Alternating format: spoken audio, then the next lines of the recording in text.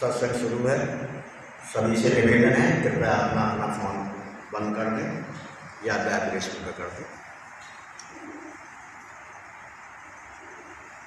वाणी हजूर स्वामी जी महाराज, सार वचन आरती परम पुरुष राधा स्वामी, सबक 5। यह आरत काशी रची, प्रेम सिंध कीन्हा,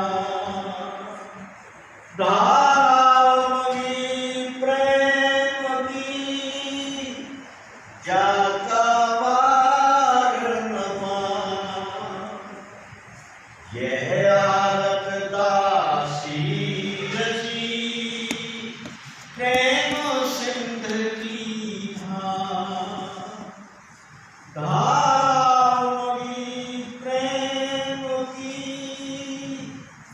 जाका वार नमा। परम पुरुष पूर्ण धनी हजूर स्वामी जी महाराज, परम आदरणीय माता जी महाराज और प्यारी साध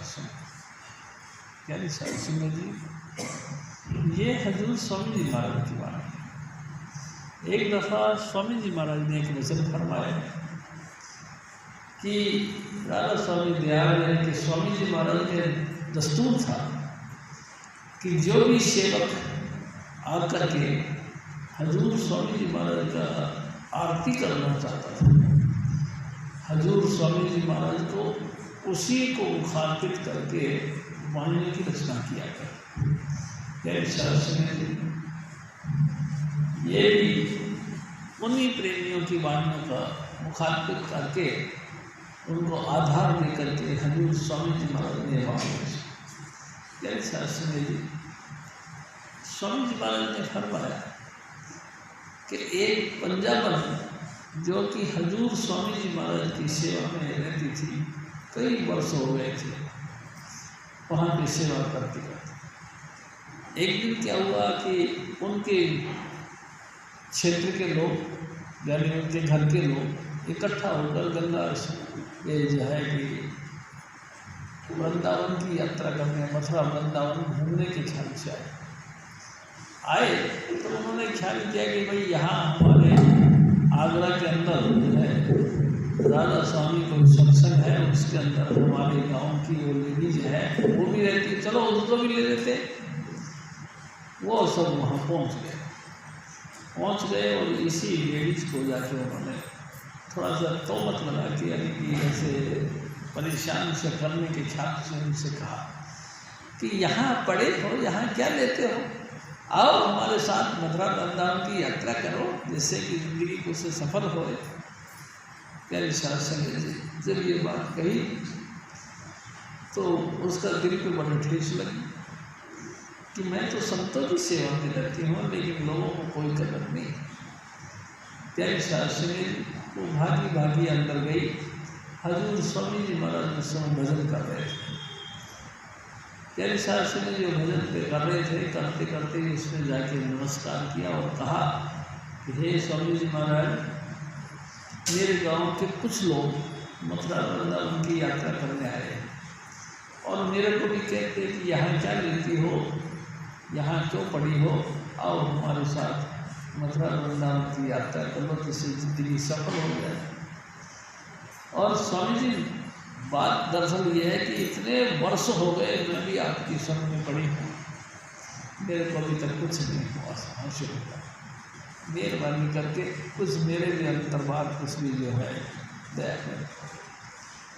मेरे शासन में जब उनकी ये तोहमत वाली यानी शिकायत वाली बातें सुनी तो हजूर स्वामी जी महाराज उस समय भजन पे बैठे थे। उन्होंने कहा जाओ फिर भजन पे बैठ जाओ। और वो माता जी महाराज वहीं पे भजन पे बैठ गए। प्यारे साथ सुनिए, अब ये भजन पे बैठना ही शुरू किया था कि हजूर स्वामी जी महाराज ने ऐसे आंखें बंद करके उसके ऊपर दृष्टि डालते एकदम उसका शरीर में हलचल हो गई। प्यारी साथ सुनिए, ऐसी हलचल हुई कि सूरत सिमटने लगे। मुझे हैरानी की बातें हुई, क्योंकि ऐसा उन्होंने प्रैक्टिकल कभी नहीं देखा था। ठीक है कि साध संगत की सेवा में रहती थी, उनके उतार चढ़ाव के हर हरकत को देखती रहती थी, लेकिन पर्सनल यानी व्यक्तिगत अनुभव उनको नहीं हुआ था।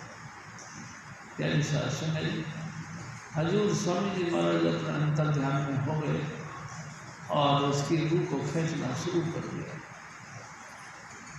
स्वामी जी महाराज कहा करते थे, जब रूह को खींचा तो यहाँ तक रूह सिमटी तो प्राण निकलने लगे। होता भी है प्यारी साध संगत जी, मैं भी आपसे निवेदन करता हूँ, हमारे अंतर में यानी कि हमारे शरीर के अंदर बहुत चीज़ें हैं। स्वामी जी महाराज तो यहाँ तक कहते थे कि हमारा शरीर लेबोरेटरी है, लेबोरेटरी यानी प्रयोगशाला। हमारा शरीर प्रयोगशाला है। काय का प्रयोग करता है? आध्यात्मिकता का। क्या हम आत्मा हैं? क्या हम परमात्मा हैं? क्या हमारे अंतर में परमात्मा की झलक है? तो क्या हम उसको पा सकते हैं? पा सकते हैं तो कैसे पा सकते हैं? प्यारी शास्त्र, इस लेबोरेटरी को प्रैक्टिकल करने के लिए हमको इस काया के अंतर में ही प्रवेश करना पड़ेगा। हजूर स्वामी जी महाराज ने उनको कहा कि आप भजन पे बैठ जाओ, और वो स्वामी जी महाराज के सामने ही भजन पे बैठ गए। प्यारी शास्त्र जी, नानक नजरी नजर में है। हजूर स्वामी जी महाराज ने उनके ऊपर दृष्टि डाली और रूह को खींच लिया। हाँ, प्यारी शास्त्र जी, कैसे खींच लिया? कैसे कोई खींच लेता है? मैं आपसे एक निवेदन करता हूँ। हजूर स्वामी जी महाराज हमारी रूह को यानी हमारी आत्मा को दृष्टि के मार्फत खींचते हैं। दृष्टि के मार्फत। हाँ,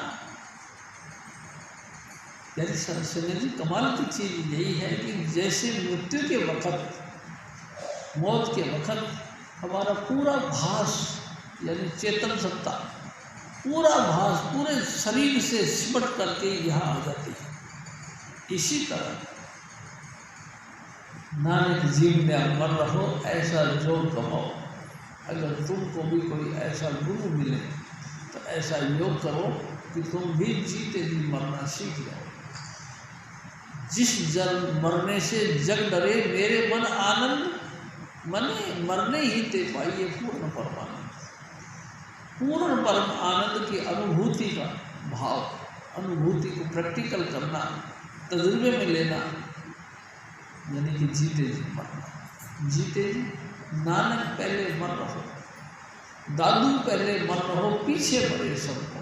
सारी दुनिया पीछे मरती है, लेकिन आप पहले मरना सीखें। अगर हमने मरना सीख लिया तो समझ लो सदा के लिए हमको जीना मिल गया। प्यारी शास्त्र जी, सदा के लिए हम जीवन में पाले थे। अगर हमको मरना नहीं आया, मरना कैसे मरना होता? प्यारी शास्त्र जी, थोड़ा सा विचार करते हैं। हजूर स्वामी जी महाराज फरमाया करते थे, एक वक्त था अपन सभी यानी कि जितने प्राणी जगत हैं, चाहे वो मच्छर हैं, चाहे मक्खी हैं, चाहे खटमल हैं, चाहे बिच्छू हैं, चाहे तो सांप है, चाहे हाथी है, चाहे तो घोड़े हैं, गधे हैं, जो भी है प्राणी जगत जो भी है, ये सब कोई ना कोई वक़्त में हम स्वामी पद के अंतर्लीन थे। महाचेतनता का वो जो समुद्र है, हम उसी के नींव थे। प्यारी शास्त्री जी, उस महाचेतन सत्ता ने एक दफा ख्याल किया कि मैं एक हूँ, अनेक हो जाऊँ। एक को अहम भविष्य में, मैं एक हूँ, अनेक हो जाऊँ। और उनके ख्याल करते ही उसके अंदर, उस महाचेतनता के समुद्र के अंदर एक लहर उठी कि मैं एक हूँ, अनेक हो जाऊँ। बस उसका लहर उठी और अनेकों अनेक दरिया, कहते हैं कि समुद्र, लहर, नदियाँ, नाले सब उसमें से निकल पड़े। कुन फियकुन, कुरान शरीफ में कहते हैं, स्वामी जी महाराज बताया करते थे कि उसको कहा जाता है कि कुल किए कुल हो जा, और हो गया। ऐसा क्या हुआ? हमारे स्वामी जी महाराज बताया करते थे, महाचेतन जो हमारा रूह है, आत्मा, इस रूह का मतलब महासुरत का जब ये ख्याल होता है तो अनेकों अनेक संभावनाएं इसमें से प्रकट हो जाती हैं। तेरे शास्त्र में उस महाचेतनता के अंतर से अनेकों अनेक महाचेतन यानी सूक्ष्म से चेतन, चेतन से और चेतन, और चेतन से और चेतन, बेशुमार सृष्टियों का विकास हो गया। और तेरे शास्त्र में दान हो गए। ये क्या हुआ भाई? हम तो अपने आप को ही समझते थे कि हम थे, लेकिन नहीं थे। तेरे शास्त्र में परमात्मा ने वो महाचेतनता के समुद्र ने एक स्थान से उठ के दूसरा, दूसरे से तीसरा, तीसरा स्थान यानी कि सचखंड में आकर घेरा लगा लिया। सचखंड में बसे निरंकार, वो निरंकार परमात्मा जिसका कोई पहचान नहीं थी, जिसको कोई नहीं जानता, अब बिल्कुल अवर्णनीय परमात्मा जिसको कोई किसी भी भाषा में कहा नहीं जा सकता, लेकिन कमाल है हर भाषा में वो हाँ करता है। वो ही धारा सचखंड में आकर टिक गई। सचखंड बसे निरंकार, वो निरंकार यानी जिसकी कोई आकृति नहीं, कोई जाति वर्ण चिन्ह चक्र कुछ भी नहीं। तेरे शास्त्र में जी वो महाचेतनता की धारा सचखंड में आकर बैठ गई। कब से कब तक इसका कोई पता नहीं। स्वामी जी हमारे कहा करते थे, तीर्थ बार न जोगी जाने रुक्त माह ना कोई, जो करता सृष्टि को साजे आपे जाने से। कब से कब तक सत्पुरुष अपने आप में उन्मन अवस्था में रहे, इस बात का कोई जिक्र नहीं। ना कोई गुणी ज्ञानी को पता, ना कोई जो है कि अनुभवी पुरुषों को पता, ना कोई महात्माओं को पता, ना पीर पैगंबरों को पता। जिसने दुनिया बनाई उसको पता, बाकी किसी को नहीं पता कि कब से कब तक सत्पुरुष अपने आप में उन्मन अवस्था में बैठे रहे। तेरे शास्त्र में उसके बाद ख्याल किया। क्या ख्याल किया? मानसिक संतान पैदा की। मानसिक संतान यानी कि इच्छा से संतान की उत्पत्ति करी। तेरे शास्त्र में इच्छा से सबसे पहले कूर्म जी का निर्माण किया। महा सुख और शांति का स्वरूप कूर्म जी, उनका निर्माण किया। तेरे शास्त्र में तमाम सृष्टि का सामग्री उनके पेट के अंदर रखा, और उस उत्पत्ति को करने के बाद उन्होंने उनको कहा कि आप जाकर भजन करें। सत्पुरुष के हुक्म को मानकर, सत्पुरुष के चरणों में शीश झुकाकर वो जाकर भजन करना शुरू कर।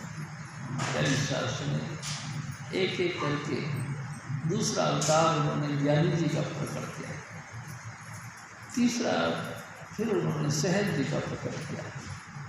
तेरे शास्त्र में पांचवा एक और उत्पत्ति करी। उसके अंदर बड़ा जैल था, क्या कहते थे, हलचल थी, बड़ा तेज था। प्रकट होते ही वो हलचल में आ गए। तो सत्पुरुष ने कहा कि भाई तुम भजन करने के लिए निकल जाओ। मैं कहा नहीं, मैं अपनी नगरी अलग बसाना चाहता हूँ, मैं अपनी रचना अलग करना चाहता हूँ। कृपया करके मेरे को वो स्थान दो जहाँ मैं भजन करूँ। सत्पुरुष ने उनको कहा कि चले जाओ, इस रचना से बाहर चले जाओ। यानी कि फिर वो सचखंड से नीचे उतर गए। तेरे शास्त्र में सहज जी उस चेतन अवस्था में से थोड़ा सा नीचे निकल गए, यानी कि सोहम प्रदेश पे आ गए। स्वामी जी महाराज बताया करते थे कि 72 युगों तक अंगूठे के बल खड़े होकर के उन्होंने नाम का अभ्यास किया। तेरे शास्त्र में और अपना परिचय पाया कि मैं कौन हूँ। इस बात को जानने के लिए उन्होंने 72 युगों तक अंगूठे के बल खड़े होकर भजन किया। हजूर स्वामी महाराज से और बात कहा, जब उन्होंने ये देख लिया कि मैं कौन हूँ, मैं सतपुरुष का अंश हूँ। लेकिन मैंने कह दिया था स्वामी जी महाराज को कि मैं अपनी रचना अलग बनाना चाहता हूँ, तो अब क्या करूँ? क्या समय फिर भजन करना शुरू कर दिया। स्वामी जी महाराज कहा करके कि 72 युगों के बाद में 64 युगों तक फिर भजन किया। 64 युगों तक भजन किया तो उसके बाद में उन्होंने कहा कि महाराज ये क्या, ये जगह तो मेरे लिए छोटी पड़ गई, कोई जगह और दे। सतपुरुष पे उनको और जगह दे, यानी कि 10वां द्वार दे।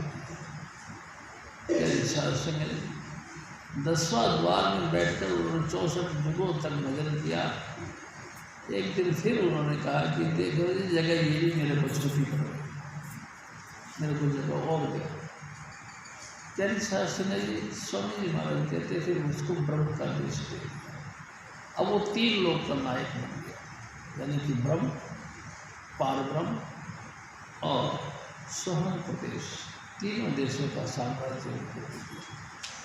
यानी शास्त्र ने तीनों देशों का साम्राज्य देने के बाद में भी वो परेशान हो गए, विचलित हो गए कि वो कहते हैं कि क्या बसूली डाली मैंने, क्या पंगा ले लिया, खामा मेरे को भजन बंदगी करके परमात्मा में लीन होना था, लेकिन अब मैं क्या करूँ, तो बड़ा लंबा चौड़ा मामला बन गया। भाई मेरे को भौर गुफा भी मिल गया, मेरे को 10वां द्वार भी मिल गया, मेरे को ब्रह्म का देश भी मिल गया, अब मैं क्या करूँ? यानी शास्त्री जी बड़ा विचलित रहा और एक दिन फिर उन्होंने परमात्मा की बंदगी करना शुरू किया। तो स्वामी जी महाराज ने कबीर साहब को भेजा पूछने के लिए कि भाई आखिरकार तू चाहता क्या है? तो उसने कहा कि महाराज मेरे को इतने बड़ा साम्राज्य का तुमने मालिक बना दिया, लेकिन मैं हैरान हूँ, मैं करूँ तो क्या करूँ? आप मेहरबानी करके मेरे को कुछ जीव, यानी शास्त्र जी उनके हुक्म से उनको जीव अंश मिलने के लिए सतपुरुष ने माया का निर्माण किया। माया के गर्भ में तमाम जीवों का अंश रख करके भेज दिया कि जाओ भाई काली भगवान के पास, यानी कि त्रिलोकीनाथ के पास, यानी कि निरंजन के पास, वहाँ जाकर उनके साथ मिलकर सृष्टि का निर्माण करो। यानी शास्त्री वहाँ वो आ गई। आने से पहले उन्होंने सतपुरुष से कुछ वरदान मांगे। पहला वरदान मांगा कि हे सतगुरु मैं कभी ना मरूं, पहला पॉइंट। दूसरा पॉइंट, मेरी भूख कभी ना मिटे, सारी दुनिया मेरा भोग करे फिर भी मैं कुंवारी रहूं। ये 3 वरदान हैं। तीनों वरदान लेके बड़ी खुश हुई और अपनी इठलाती और मस्ती चाल के चल करके और त्रिलोकीनाथ यानी कि भगवान निरंजन की तरफ आ गए। निरंजन ने एक अद्भुत चीज़ देखी, क्योंकि उसके पहले तो कोई नारी प्रकट हुई नहीं थी। उसने आव देखा न था, उसको सह शरीर खा लिया। और प्यारी शास्त्री जी जब से शरीर खा लिया तो उन्होंने अंतर में बैठकर प्रार्थना की सतपुरुष से, हे सतपुरुष, हे राधा स्वामी दयाल, हे मेरे सतगुरु तू दया कर, मेरे को ये इसके पेट से बाहर निकाल। ये तो मेरे को से शरीर ही खा गया, निकल गया, अब मैं क्या करूँ? आपने तो कहा था सृष्टि का निर्माण करो, लेकिन क्या करूँ? यानी शास्त्री जी सतपुरुष ने हुक्म दिया आकाशवाणी के मार्फत कि अपने नाखून से इसका पेट फाड़ के बाहर निकल शास्त्री जी और बाहर निकल जाए। मैं आपसे निवेदन करता हूँ, मेरे सतगुरु बड़े दयालु हैं। यानी शास्त्री जी कुछ भी मुश्किल या आफत पड़ जाए उनसे प्रार्थना करना चाहिए, वही प्रार्थना को मंजूर करते हैं और हर तरीके की तकलीफ को दूर करते हैं। कोई भी मुश्किल पड़ जाए, कोई भी, तमाम मुश्किलों से हमको राहत मिलती है सिर्फ नाम की तरफ। तेरे शास्त्र में उसके बाद में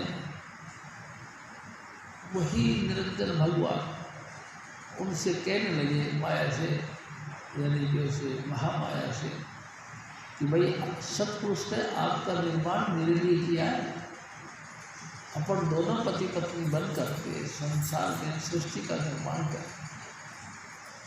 तो वो माया कहती है कि भगवान आप कैसी बातें करते हैं, मैं आपके पेट से पैदा हुई आपकी लड़की हूँ, और लड़की की तरफ ऐसा विचार करना तो पाप लगता है।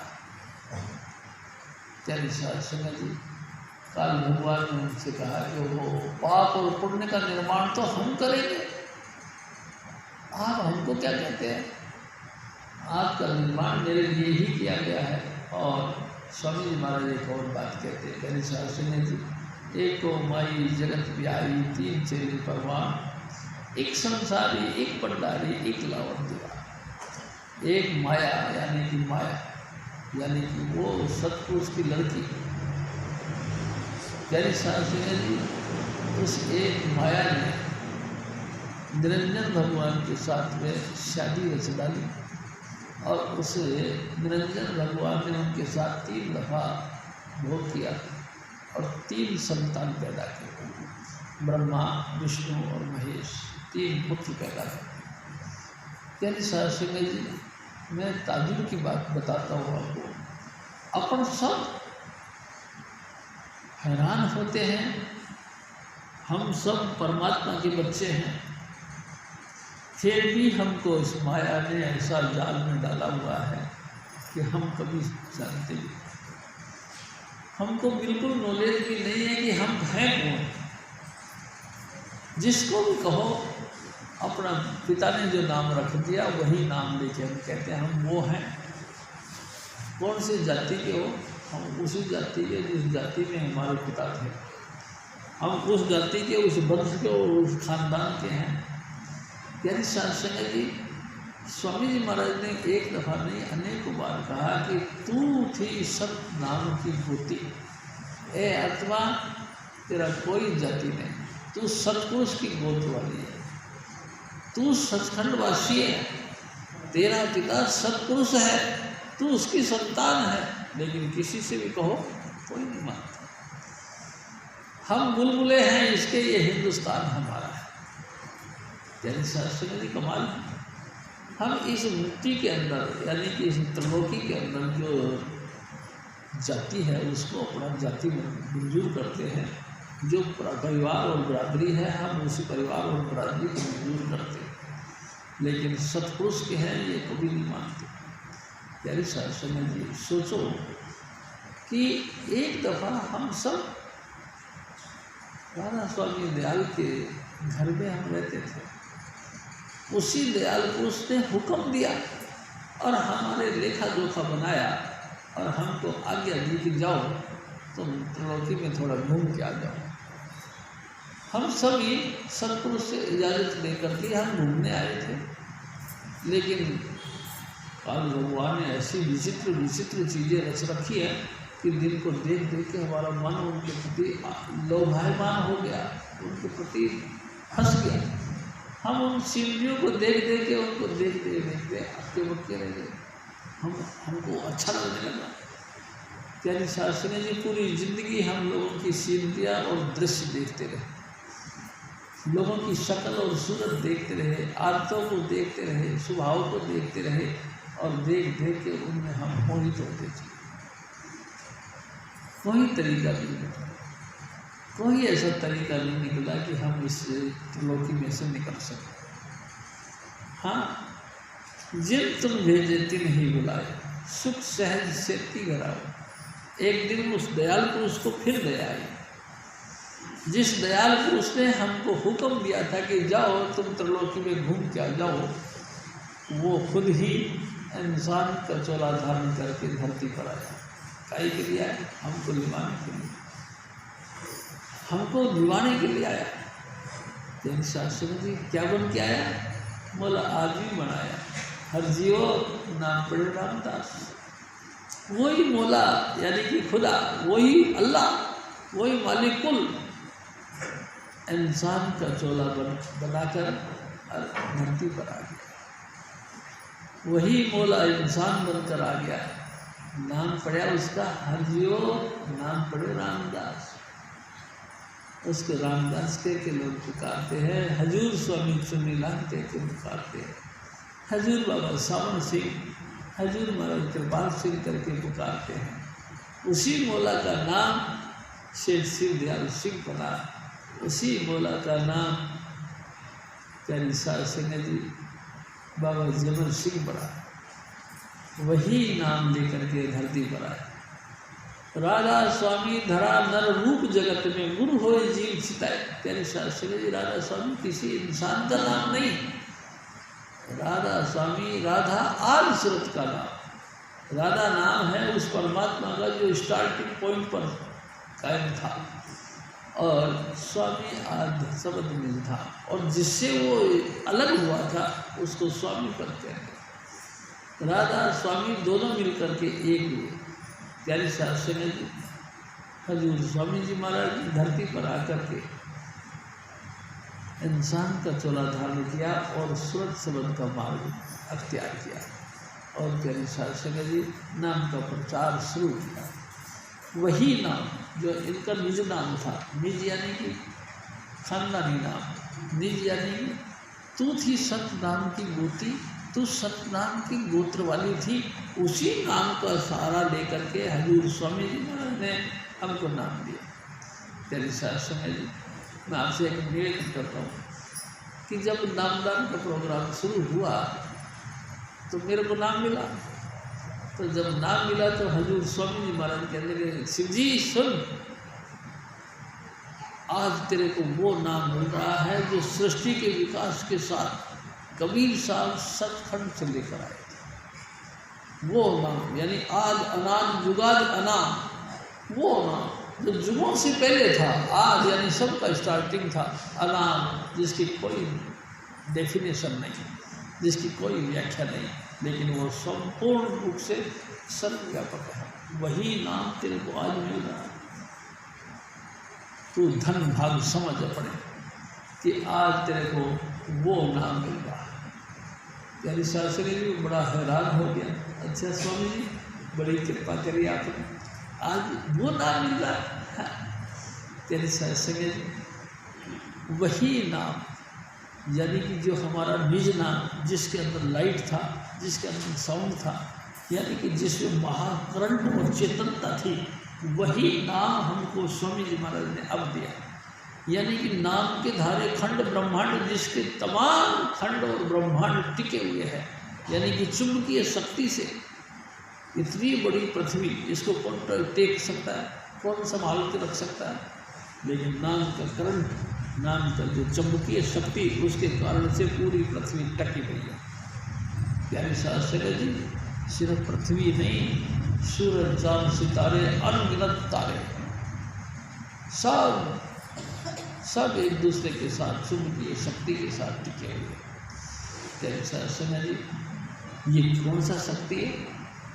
इसी को नाम की धारा बोलते हैं, नाम की शक्ति बोलते हैं। इसी नाम की शक्ति पे पूरा ब्रह्मांड टिका हुआ है, और आप भी और हम भी। प्यारे शास्त्री जी, जिस दिन ये नाम का लिंक टूट गया, उसी दिन आपकी सब धुन खत्म हो गई, और जिस दिन सब धुन खत्म, उसी दिन आप डेड बॉडी कहलाएंगे, आप मर गए ये कहलाएंगे। क्योंकि आपकी चेतन सत्ता, यानी कि जो हमारे अंतर में नाम है वो है, चेतन सत्ता से आपके संबंध टूट गए तो आप डेड बॉडी हो। जैसे फिर क्या होगा? फिर क्या होगा? फिर आपको चाहे कोई चंदन लेप करके उसके ऊपर रखे, चाहे तो चिता पर लेट रख दे, चाहे अग्नि लगा दे, चाहे तो आपके ऊपर बर्फों की सिल्लियाँ रख दे, आपको कोई फर्क नहीं पड़ेगा। क्योंकि जो चेतनता अनुभव करने की, यानी कि कहना चाहिए सत्य अनुभव करना है, वो चीज़ इससे हट। अब आपको कौन संभाले? प्यारे शास्त्री जी, कोई नहीं संभालता। देखो ये जितनी भी बातें हैं ना दुनियादारी की, ये सब आपके ऊपर जब तक लागू हैं, जब तक आप जिंदा हैं, जिंदा। जिस दिन जिंदापन खत्म हुआ, यानी चेतनता महाचेतनता में मिली, उसी दिन सब प्रलय नष्ट हो जाता, सब प्रलय हो जाता, सब कुछ नष्ट भ्रष्ट हो जाता।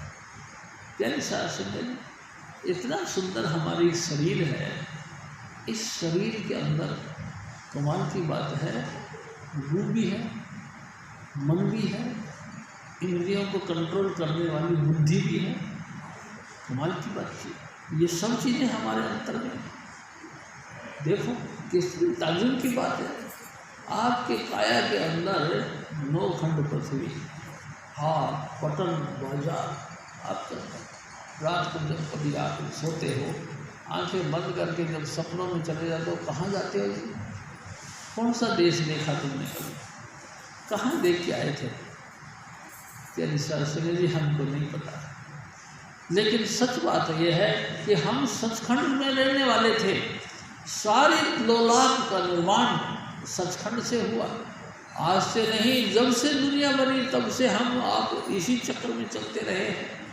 अनेक दफ़ा हम ऐसे गुप्त स्थानों पे चले जाते हैं जहाँ जाके हमको डर लगता है, जहाँ जाके हमको खुशी मिलती है। प्यारे शासन जी, क्या है ये सब? अनंत लोग आपके अंतर में छिपे हुए। कब से छिपे हैं? जब से दुनिया बनी। प्रकट क्यों नहीं होते? कोई अनुभवी महापुरुष नहीं है, कोई हजूर स्वामी जी महाराज जैसी परम हस्ती नहीं है जो हमको नाम दे। नाम, हाँ भाई, नाम भी पौड़ियाँ हैं। मैं आपसे निवेदन करता हूँ, जैसे ऊपर की मंजिल में चढ़ने के लिए हमको जीना चाहिए, एक स्टेप बाय स्टेप हम नीचे उतर जाते हैं, ऐसे स्टेप बाय स्टेप हम ऊपर चढ़ जाते हैं। एक कदम, एक पौड़ी चढ़ के हम छत पे पहुंच जाते हैं। ऐसे ही नाम यानी कि सचखंड से नीचे उतरने का एक पौड़ियाँ थी। इन्हीं पौड़ियों के मार्फत हम उतरते इस मृत्यु लोक तक आए। प्यारी साथ से अब वापस जाने का रास्ता वही पौड़ियाँ है, वो भूल गया। कोई सुलाखा, कोई नेत्र वाला स्वामी जी महाराज मिल जाए, वो हमको कहेगी बैठ बच्चू बैठ, मैं तेरे को नाम का बख्शिश करता हूँ। हजूर स्वामी जी महाराज हमको नाम देते हैं, और देते नहीं प्यारी शास्त्र जो टच भी देते हैं। नाम देने के बाद, नाम जपने के लिए आप ऐसे देखिए, हम हमेशा से अंधे और बहरे आए, ना हमको अंतर की आँख खुली है, ना हमारे अंतर के कान खुले हैं जो हम अंतर से कुछ देखने वाले होते हैं। प्यारी शास्त्र अंधा बहरा बनते रहे। हजूर स्वामी जी महाराज ही खुद धरती पर आकर हमको नाइट ऑफ कोड के साथ जोड़ते हैं। हजूर स्वामी जी महाराज टच देते हैं, और टच देते ही अंधेरे दूर कर देते, प्रकाश दिखाई देता है। हम हैरान हो जाते हैं, इतना चांदना कहाँ से आ गया? प्यारे साथ सुने जी, हमारी आत्मा ऑलरेडी चांदने का ही रूप है, उस प्रकाश का ही टुकड़ा है, और सतगुरु प्रकाश का साक्षात स्वरूप है। वो जब टच देते हैं एकदम चांदना प्रकट हो जाता है। हम कहते हैं ये क्या हुआ? माई सो सतगुरु मोए पावे, पर्दा दूर करे आखिर का निज दर्शन दिखला।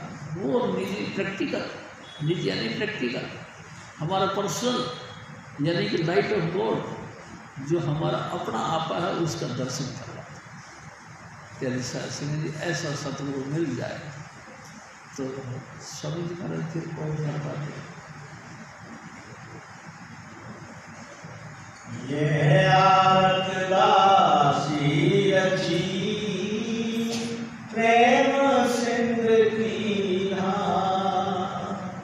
धारावनी प्रेम की जाता बार न पार।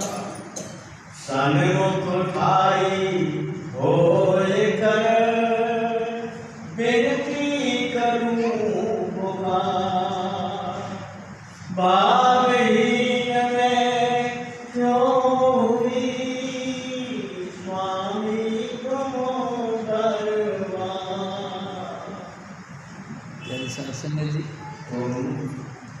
तुमसे दाता कोई नहीं, सबको नाता।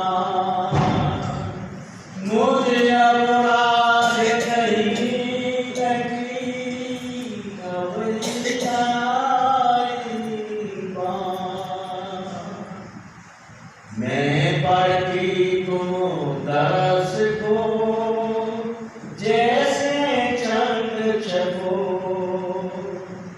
शीप चाहे जिम स्वात को, मोर चाहे घर को। हजूर स्वामी जी महाराज प्यारे शास्त्री जी, देखो मैं आपसे एक निवेदन करता हूँ, जब तक शीप समुद्र के अंदर रहती है, लेकिन जब तक उसके अंदर बीज नहीं गिरे उत्पत्ति नहीं होती। प्यारी शास्त्री जी, हमारी आत्मा परमात्मा का अंश है, ठीक है, लेकिन जब तक कोई ऐसा दयाल पुरुष नहीं मिलता जो अपनी कृपा से हमको दिव्य दृष्टि न बख्श दे, जब तक वो अपनी कृपा से अनुभवी नाम का बीज नहीं डाले, हम क्या देख सकते हैं? हम अंधे आए और अंधे चले जाते हैं, अंधे ही सारा व्यवहार करते रहते हैं। प्यारी शास्त्र जी बात बत्ती है, तो फिर क्या करना चाहिए? सन्मुख ठाड़ी हो कर, सन्मुख कहते सामने, जिंदगी के साथ में टच करने से ही जिंदगी की प्राप्ति होती है, नहीं तो प्यारी शास्त्री जी, मुर्दे के पास में तुम लाखों बार बैठे रहो, मुर्दा ही बने रहोगे, कोई चेतनता की धारा आपके अंदर प्रकट नहीं होगी। इसको पाने के लिए चेतनता की आवश्यकता है। चेतन कौन है? प्यारी शास्त्री, सारा संसार तो मैटर का बना हुआ है, एकदम निर्जीव है। देखो 5 तत्वों से बना हुआ है पूरा शरीर, किसी भी तरीके से इसके अंदर चेतनता नहीं, लेकिन जब ये 500 तत्व मिलते हैं और हजूर स्वामी जी महाराज की रहमत यानी कि चेतन सत्ता इन पे जाती है, तो ये सब ही प्रकट हो जाते हैं, नहीं तो नहीं। हजूर स्वामी जी महाराज फिर और फरमाते हैं, तुम दीपक में भई हूँ पतंगा, भस्म किया मन तुम्हें संगा। हे सतगुरु, हे राधा स्वामी दयाल, आप ऐसे हो जैसे दीपक, और मेरे को भी इसी जो है कि कहना चाहिए प्रकाश की लाग लगी है, प्रकाश की इच्छा है। मैं प्रकाश देखना चाहती हूँ और प्रकाश कहीं है नहीं, जहाँ देखता हूँ सब नाशवान चीज़ें हैं, सब मुर्गा है, क्या करें। लेकिन आप बहुत दयालु हो, आप दीपक के माफिक लगातार मेरे अंतर में ज्योत जगाते। प्यारी शास्त्री जी, मैं देख के इसी ज्योति को और इसी के ऊपर निछावर हो जाती हूँ। प्यारी शास्त्री जी, एक दिन स्वामी जी महाराज ने कहा कि 5 इंद्रियां और 5 हमारे कर्म इंद्रियां, 5 वो इंद्रियां हैं जो ज्ञान इंद्रिय कहलाती है, 5 वो इंद्रियां हैं जो कर्म इंद्रिय कहलाती है। कर्म इंद्रिय, हाँ, जैसे कि आँख, कान, नाक, मुंह और त्वचा, ये सारी कर्म इंद्रियां हैं, और 5 ज्ञानेंद्रियां हैं जिनका एहसास किया जाता है। प्यारे शास्त्र, ये सारे कैसे भी काम करते हैं? ये सब काम करते हैं जब चेतन सत्ता हमारे अंतर में कार्य चल पड़ती है। मैं भई दीपक, तुम हो पतंगा,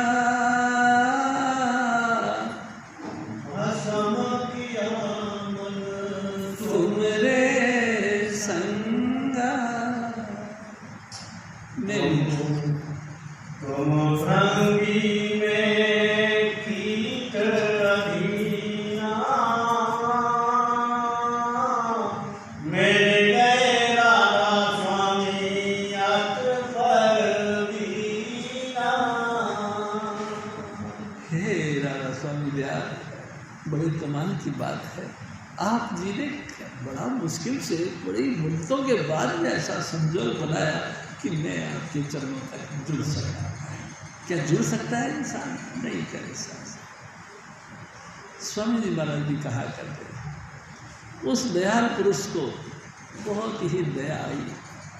हुआ क्या, इस त्रिलोकीनाथ ने यानी कि इस निरंजन भगवान ने अनेक दुख तकलीफ हमको दी। जब से दुनिया बनी तब से अपन सब ही इसी के जाल में घूमते रहे, अनेक दुख तकलीफ उठाते रहे। जैसे कि पानी निकालने वाला जैसे रहट का चक्कर चलता है, कई दफ़ा वो नीचे जाता है, पानी भर के लाता है, फिर मिला के खाली कर देता है।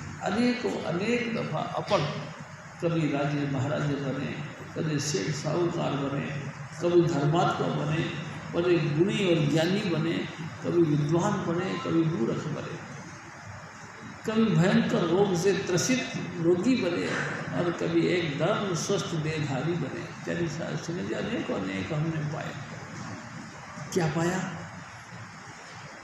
कुछ नहीं पाया, बस भोगा, अनेक कर्मों को भोगा। हजूर स्वामी जी महाराज ने अब के दया करी कि हमको वो आप पे गया, वो आप इंसान का चोला धारण करके हमारे बीच आया। उसने क्या किया? हमको मीठी मीठी बातें सुनाना शुरू कर दी। उनकी मीठी मीठी बातें सुनी, हमको दिल में बड़ा चुभ गई उनकी बातें। हमको महसूस हुआ कि ये तो बातें तो है थी हमारी पर्सनल, ये हैं बातें तो हमारी अपनी, लेकिन कमाल है हमको ये चीज़ें छूती क्यों नहीं? क्योंकि बड़ा ज़बरदस्त पर्दा हमारे आंखों के आगे डाल दिया। तेरी सासने जी क्या करें,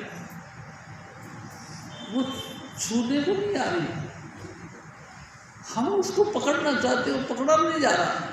कारण कि हम इतने सूक्ष्म नहीं बने जितना सूक्ष्म वो नाम है। नाम, हाँ, तेरी सासने जी नाम सूक्ष्म है, अति सूक्ष्म जिसको कहते हैं। देखो ना, 10 इंद्रियां हमारी प्रकट है, फिर भी वो पकड़ में नहीं आता। 10वीं इंद्री यानी कि हमारी गुप्त है, वो भी हम जानते हैं, लेकिन फिर भी वो पकड़ में नहीं आता। प्यारी शास्त्री जी क्यों नहीं पकड़ में आता? स्थूल से सूक्ष्म, सूक्ष्म से कारण, तीनों प्रकार की हमारी इंद्रियां हैं, फिर भी हम नहीं पकड़ पाते। क्या हुआ? क्या इतना कोई सूक्ष्म शरीर देने वाला कोई महापुरुष हमको नहीं मिला, यानी आत्मिक अनुभव देने वाला महापुरुष नहीं मिला, हमारी रूह को खींच के वहाँ ले जाए और उसके साथ जोड़े, ऐसा कोई नहीं मिला। इसलिए हमको वो चीज़ पकड़ में नहीं आती। क्या करें? हे मेरे सदगुरु, बड़ी कृपा करी आपने इस वक्त के टूर में, इस वक्त के दौरे में आप जन्म की मल हमारे ऊपर लगती रहती है। बार बार हम जन्म मरण में पड़ते रहते हैं। प्यारी शास्त्री जी और गिरते रहते हैं, कुछ अच्छे करते हैं, कुछ बुरा करते हैं। आए तो थे ढूंढने के लिए, लेकिन कमाल की बात यह और ज़्यादा हमारे ऊपर बोझ चलता चला जाता। आए थे इनका उपयोग करने के लिए, लेकिन हम उपयोग तो नहीं कर सके, इनके जाल में ज़रूर हम फंस गए। प्यारे शास्त्री जी निकले तो कैसे निकले? क्या क्या त्रिलोकीनाथ ने अनेक सुंदर से सुंदर डिजाइन बना दिए। देखो ना, गाड़ी देखते हैं, हवाई जहाज तक देखते हैं, परमाणु बम तक देखते हैं। जैन शास्त्री जी देख देख के हम उनको अच्छा करके उनके प्रति प्रभावित होते हैं, और प्रभावित होकर के हमारे दिल के अंदर कहीं ना कहीं वो पॉइंट बन जाता है कि हम भी गाड़ी वाले बने, हम भी बम वाले बने, हम भी वैज्ञानिक बने, हम भी कोई अनुसंधान करता बने, कोई ऊंचे से ऊंची डिग्री को हासिल करने वाले पढ़े लिखे विद्वान बने। प्यारी शास्त्री जी ना जाने क्या क्या हम पाना चाहते हैं और पा नहीं सकते। इसी यात्रा के दरमियान हमारी मौत हो जाती है, हमको नेक्स्ट जन्म फिर मिल जाता है, हम नेक्स्ट जन्म में फिर चले जाते हैं प्यारी शास्त्री जी, और शुरू से शुरू करते हैं। जब तक हमको चेतनता आती है तब तक हमारी आधी उम्र पूरी हो जाती है। प्यारी शास्त्री जी क्या करें? बड़ी कृपा कर स्वामी जी महाराज आप मिल जाए तो समझ लो काम बन जाए, नहीं तो बड़ा मुश्किल है। एक दिन स्वामी जी महाराज ने कहा, मैं रास्ते में जा रहा था, चौक पे देखा भीड़ जमा थी, उस भीड़ को चीर के मैं भी अंदर गया तो क्या देखा कि एक लड़का बेचारा पिटाई खा रहा था, लोग उसको घूसा मुक्का मार मार के उसको घायल कर रहे थे। मैंने देखा वो लड़का तो कोई और नहीं था, ये तो मेरा ही लड़का था। मैं उसके ऊपर गिर गया। मैंने उसको कहा कि चाहे कितनी जो है कि आप प्रताड़ित करिए, मतलब मार पीटिए करिए, मेरे को मारिए, लेकिन मेरे बच्चे को नहीं करिए। तेरे साथ सुनिए जी, उसने सारी चोटें हमारे लिए अपने ऊपर ली। ईसा मसीह कहता है, तेरी साथ सुनिए जी, सारी चोटें, सारा दुख तकलीफ हमारी तरफ से उन्होंने उठाया। अनेकों अनेक पाप कर्म जिनका फल हमको ये होना था, वो सब उस मालिक ने अपने ऊपर लिया और हमको शांति दी। काहे के लिए दी? कि मैं उनका पुत्र हूँ, मैं उनका बेटा हूँ, आप सब उनके बच्चे हो। हजूर स्वामी जी महाराज ने आपका बेटापन रखने के ख्याल से, अपना पितापन रखने के ख्याल से आपकी तमाम तकलीफें अपने ऊपर ली और तुमको खुशी दी। है कमाल की बात। जब तक सतगुरु ऐसा नहीं मिलता जो कि हमारे कर्मों का भुगतान कर सकते हैं, तेरे शासन में होता नहीं, ये बात बनती नहीं। स्वामी जी महाराज ने क्या किया? बिनाई मतलब हम सब स्वामी जी की शरण में आए। आप ये कभी सोचा करें, आते के साथ आपने कौन से शुभ कर्म किए? आपने तो कोई शुभ कर्म नहीं किए, कोई कथा भागवत नहीं सुनी, कोई अभ्यास नहीं किया, कोई नाम का जाप नहीं किया, कोई नाम को शब्द धुन को सुना नहीं। आपने क्या किया? कुछ नहीं किया। बस सिर्फ तुम चल के आए हो, चल के आना ही मुबारक है। प्यारे शासन जी, आप चल के आए हो, अनंत जन्मों के कर्मों का बंडल बना के लेके आए हो। आते के पहले ही हजूर स्वामी जी महाराज ने हमारे अपने अंतर में बैठकर सूक्ष्म रूप से उन तमाम बंडलों को खोल लिया। खोल के सारी चिट्ठियाँ पढ़ डाली। जो जो पढ़ने लायक थी पढ़ी, जो जो भोगने लायक थी भोगी, जो फाड़ने लायक थी उनको फाड़ के फेंक दिया। यानी कि कई दफ़ा कई कर्म हमारे सपनों में निकलता दिए, कई कर्म हमारे दंड के रूप में हमको हमारे शारीरिक रूप में दिया। क्या शासन है जी? और कई कर्म ऐसे हैं जिनको भुगतने के लिए अभी लाइन लगा दी गई। क्या शासन है जी? बड़ी विचित्र खेल है। स्वामी जी ने क्या किया? स्वामी जी ने कुछ नहीं किया, आपका बंडल खोल के देखा। अनंत जन्मों पर, जब से दुनिया बनी तब से आप इस त्रिलोकीनाथ के जाल में फंस गए। और त्रिलोकीनाथ ने अनेक दफ़ा आपको अच्छे बुरे घटिया बढ़िया उपाय दिए और साथ में अनेक जन्म दिए। और जन्मों को भोगने के ख्याल से आप कुछ भोगते रहे, कुछ और बढ़ते रहे, निपटते हैं। मैं भई दासी तुमरे चरण की, मेरे सदगुरु, मैं आपके चरणों का सेवक हूँ बस। और मैं कुछ नहीं कहना चाहता, बस मैं यही है कि जैसे भी हूँ हार के मैं आपके दर पे आया हूँ, अब आप संभालो। हजूर स्वामी जी महाराज फिर और फरमाए, ओम चंदन में भयो भुवंगना, शीतल भैलत तुमरे चरण। हे स्वामी जी महाराज, मैं आपसे इस बात बताऊं, मैं जहरीला सांप हूँ। अनेक जन्मों का मैंने ऐसे कुकर्म किए हैं कि मैं, स्वामी जी हमारे कहा करते थे, ऐसे काला सांप हूँ कि डंक मारे बाद में कहता हूँ परे हट के मर, मेरी तरफ मत, ऐसा जहरीला हूँ। यानी शासन भी ऐसे खतरनाक पॉइंट हमने किए हुए हैं लेकिन आप जी के चरणों के साथ जुड़ के मैं एकदम जैसे चंदन के साथ लगकर शांति पाता है, ऐसे ही मैं आप जी के चरणों के साथ लग के मैं शांत हो गया। ए सतगुरु तू दयालु है, बहुत दयालु है, तू सचमुच हम जैसे पापी लोगों को सहारा देता है और नाम की सौगात बख्शता है। नाम का जो धन है वो बांटता है। कहाँ से लाया? तू अपने सतगुरु के पास में दिन रात भजन बंदगी कर करके उनसे दीक्षा में लेकर आया। वही दीक्षा तू हमको देता है और हमको भी वो हमारे पापों का समन करने की महान वस्तु बन जाती है। प्यारी साथ सुनिए, ये आपकी दया है। तुम समुद्र में लहर तुम्हारी, तुमसे उठ फिर तुम्हीं समाई। जैसे समुद्र के अंदर लहर होती है, जैसे शास्त्र जी थोड़ा सा हवाई और लहर के रूप में वही समुद्र का जल अलग से एक अस्तित्व धारण कर लेता है। ए मेरे सतगुरु, मैं हूँ तो आपका ही, जैसा भी हूँ आपका ही, लेकिन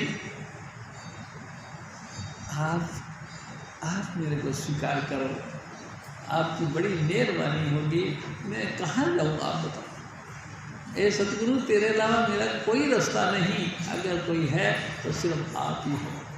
मैं आपकी लहर के माफिक हूँ, जो भी हो, जैसा भी हो, घटिया हूँ, बढ़िया हूँ आपका बच्चा।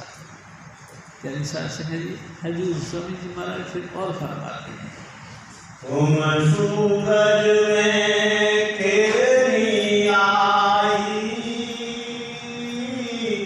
तुमसे निकसी तुम्हीं समाई।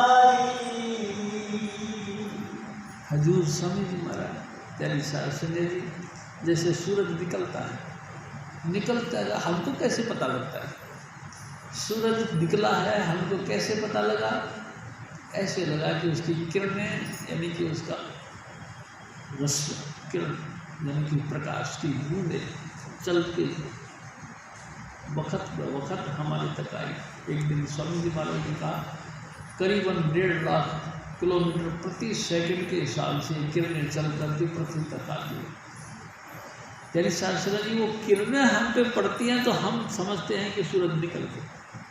ऐ मेरे सतगुरु, तू महाचेतनता का समुद्र है, तेरी बख्शीश जब हमारे ऊपर पड़ी, हमको आंखें खुली, हमको लाइट ऑफ गॉड का परिचय मिला, हमने जाना वाकई तू समुद्र है, हम तेरी किरणें हैं, तू महाज्योति की यानी कि सूरज है, मैं तेरा ही अंश हूँ। हजूर स्वामी जी महाराज फिर और फरमाते, तुम मोती में भी भई धागा, संग तुम्हारा कभी न प्यारा। हजूर स्वामी जी महाराज फरमाते कि ऐ मेरे सतगुरु, जैसे कि धागे के बगैर मोती पिरोए नहीं जाते और फिर वो माला का रूप नहीं बनता, इसी तरह से आपके बगैर मेरा कोई अस्तित्व नहीं। मैं जितना मर्जी अपने आप को अंतर जेंटलमैन मानूँ, कुछ नहीं, मेरा अस्तित्व सिर्फ आप हो। अगर आप हो तो मैं मोती होकर भी पिरोया गया, अगर आप नहीं, धागा नहीं तो काहे का मोती, काहे की माला। हजूर स्वामी जी महाराज फिर और फरमा, अब तो कृपा करो राधा स्वामी, तुम हो घट घट अंतर्यामी। प्यारी साथ संगत जी, संत मत के अंदर सिर्फ प्रार्थना बस और कोई। हे राधा स्वामी दयाल, मैं आपका आधार लेकर के धरती पर आया, आपकी कृपा हुई है तो मेरे को मनुष्य देह मिली है, आपकी कृपा हुई है तो सर्वगुण संपन्न जो है काया मिली है। आपकी कृपा हुई तो हर तरीके से अनेकों अनेक गुण का समुद्र बनाया है। आप मेहरबानी करते। अगर ये नहीं होता, आप नहीं मिलते, तो हमारा जीवन किस काम का था। यानी साध संगत जी, नाम के बगैर कोई वैल्यू नहीं। हम जितने मर्जी गुणे ज्ञानी बन जाए, नाम नहीं किसी काम का नहीं। देखो, मैं आपसे एक और निवेदन करता हूँ। हजूर स्वामी जी महाराज कहा करते थे, चाहे कितने ही आप अच्छे खानदान, अच्छे जो है कि कर्मी, यानी कि सात्विक कर्म को करने वाले बने, वेद पाठ करने वाले बनो, गायत्री और जो है कि आपका संध्या उपासना करने वाले बनो, तीर्थाटन यानी कि देश विदेश में घूम घूम के पवित्र नदियों का स्नान करने वाले बनो। लेकिन प्यारी शास्त्री जी कब है? जब ये कामयाब हो जाए तब, यानी कि सतगुरु मिल जाए तब। सतगुरु मिले, वो हमको नाम दे, और नाम के द्वारा हम अपने अंतर में प्रवेश करने वाले बन जाए यहाँ, तो समझ लो हम सब सही हैं। अगर ये नहीं हुआ तो पशुओं के माफी की जिंदगी रहेगी हमारी। प्यारी शास्त्री जी, आप अपने आप को बहुत ग्रेट समझते हो। मैं आपसे एक निवेदन करता हूँ, इंसान बनना कोई ग्रेटनेस नहीं। पुलों के नीचे भी बेशुमार पब्लिक बैठी है, ऐसे ही हमारे सुंदर, जैसे हम शरीर को लेके बैठे, ऐसे ही सुंदर शरीर वाले बैठे, लेकिन उनको गुरु नहीं मिला, नाम नहीं मिला, सत्संग नहीं मिला। नतीजा जिंदगी की कोई वैल्यू नहीं। यानी शास्त्री जी, गुरु के बगैर जिंदगी एक भजन की तरह डोना होता है, डोते रहो, कुछ हासिल नहीं होगा।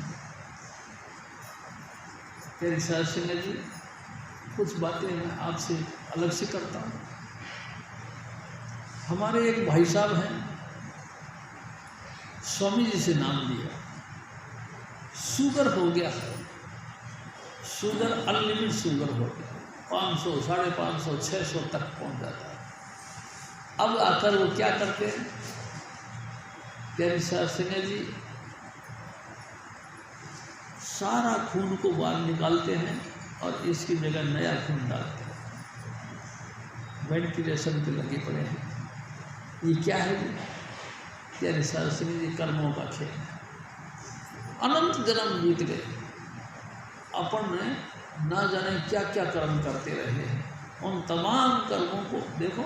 एक दिन स्वामी जी महाराज ने कहा, एक बात सुनो, कभी मैले कपड़ों को कोई संदूक में रखता है? स्वामी जी महाराज आप कहा करते थे कि नहीं, गंदे यानी कि मैले कपड़ों को कोई संदूक में नहीं रखता। सबसे पहले उन गंदे कपड़ों को धोना होता है। वॉश करो, इस हाथ से निकले तो ठीक है, नहीं तो मशीन से ड्राई क्लीन करवाओ, पेट्रोल से धुलाई कराओ, यानी इतना सख्त उसके ऊपर सजा डालो कि पेट्रोल से धुलाई करो। पेट्रोल से जब धुलाई हो जाए उसके बाद में उस पर इस्त्री करो, यानी प्रेस करो। प्रेस करने के बाद उसकी जब सारी कड़प निकल गई तब उसको तय बना के संदूक में रखा जाता है। यानी शास्त्री जी, बेशक हम हजूर स्वामी जी महाराज के बच्चे होने से हैं, लेकिन फिर भी आप इस बात से बिल्कुल चेतन रहे कि कर्म गति टाली नहीं करे, कर्म भुगतना पड़ेगा। आप मेहरबानी करके अपने शुद्ध कर्म करो। क्या शास्त्री जी, किसी भी हालत में किसी का बुरा मत सोचो, किसी भी हालत में जितना आपसे बन सके आप लोगों के लिए परोपकार करें, शुभ विचार रखो। हालांकि शुभ विचार भी आपको बंधन का कारण है, लेकिन कोई बात नहीं, फिर भी मैं आपसे निवेदन करता हूँ, सोने की जंजीर तो फिर भी जंजीर तो है, लेकिन है तो सोने की। शुभ तो शुभ है, शुभ का रिजल्ट शुभ होता है। यानी शास्त्री जी, अच्छे का फल अच्छा मिलता है, बुरे का फल बुरा मिलता है। हमने अगर किसी की वक़्त की बातें हैं प्यारी साहब जी 1984 का वक्त था। मैंने भी सोचा कि चलो स्वामी जी महाराज के दर्शन करने के लिए चलते हैं, और मैंने साइकिल उठाई और चला गया साइकिल की।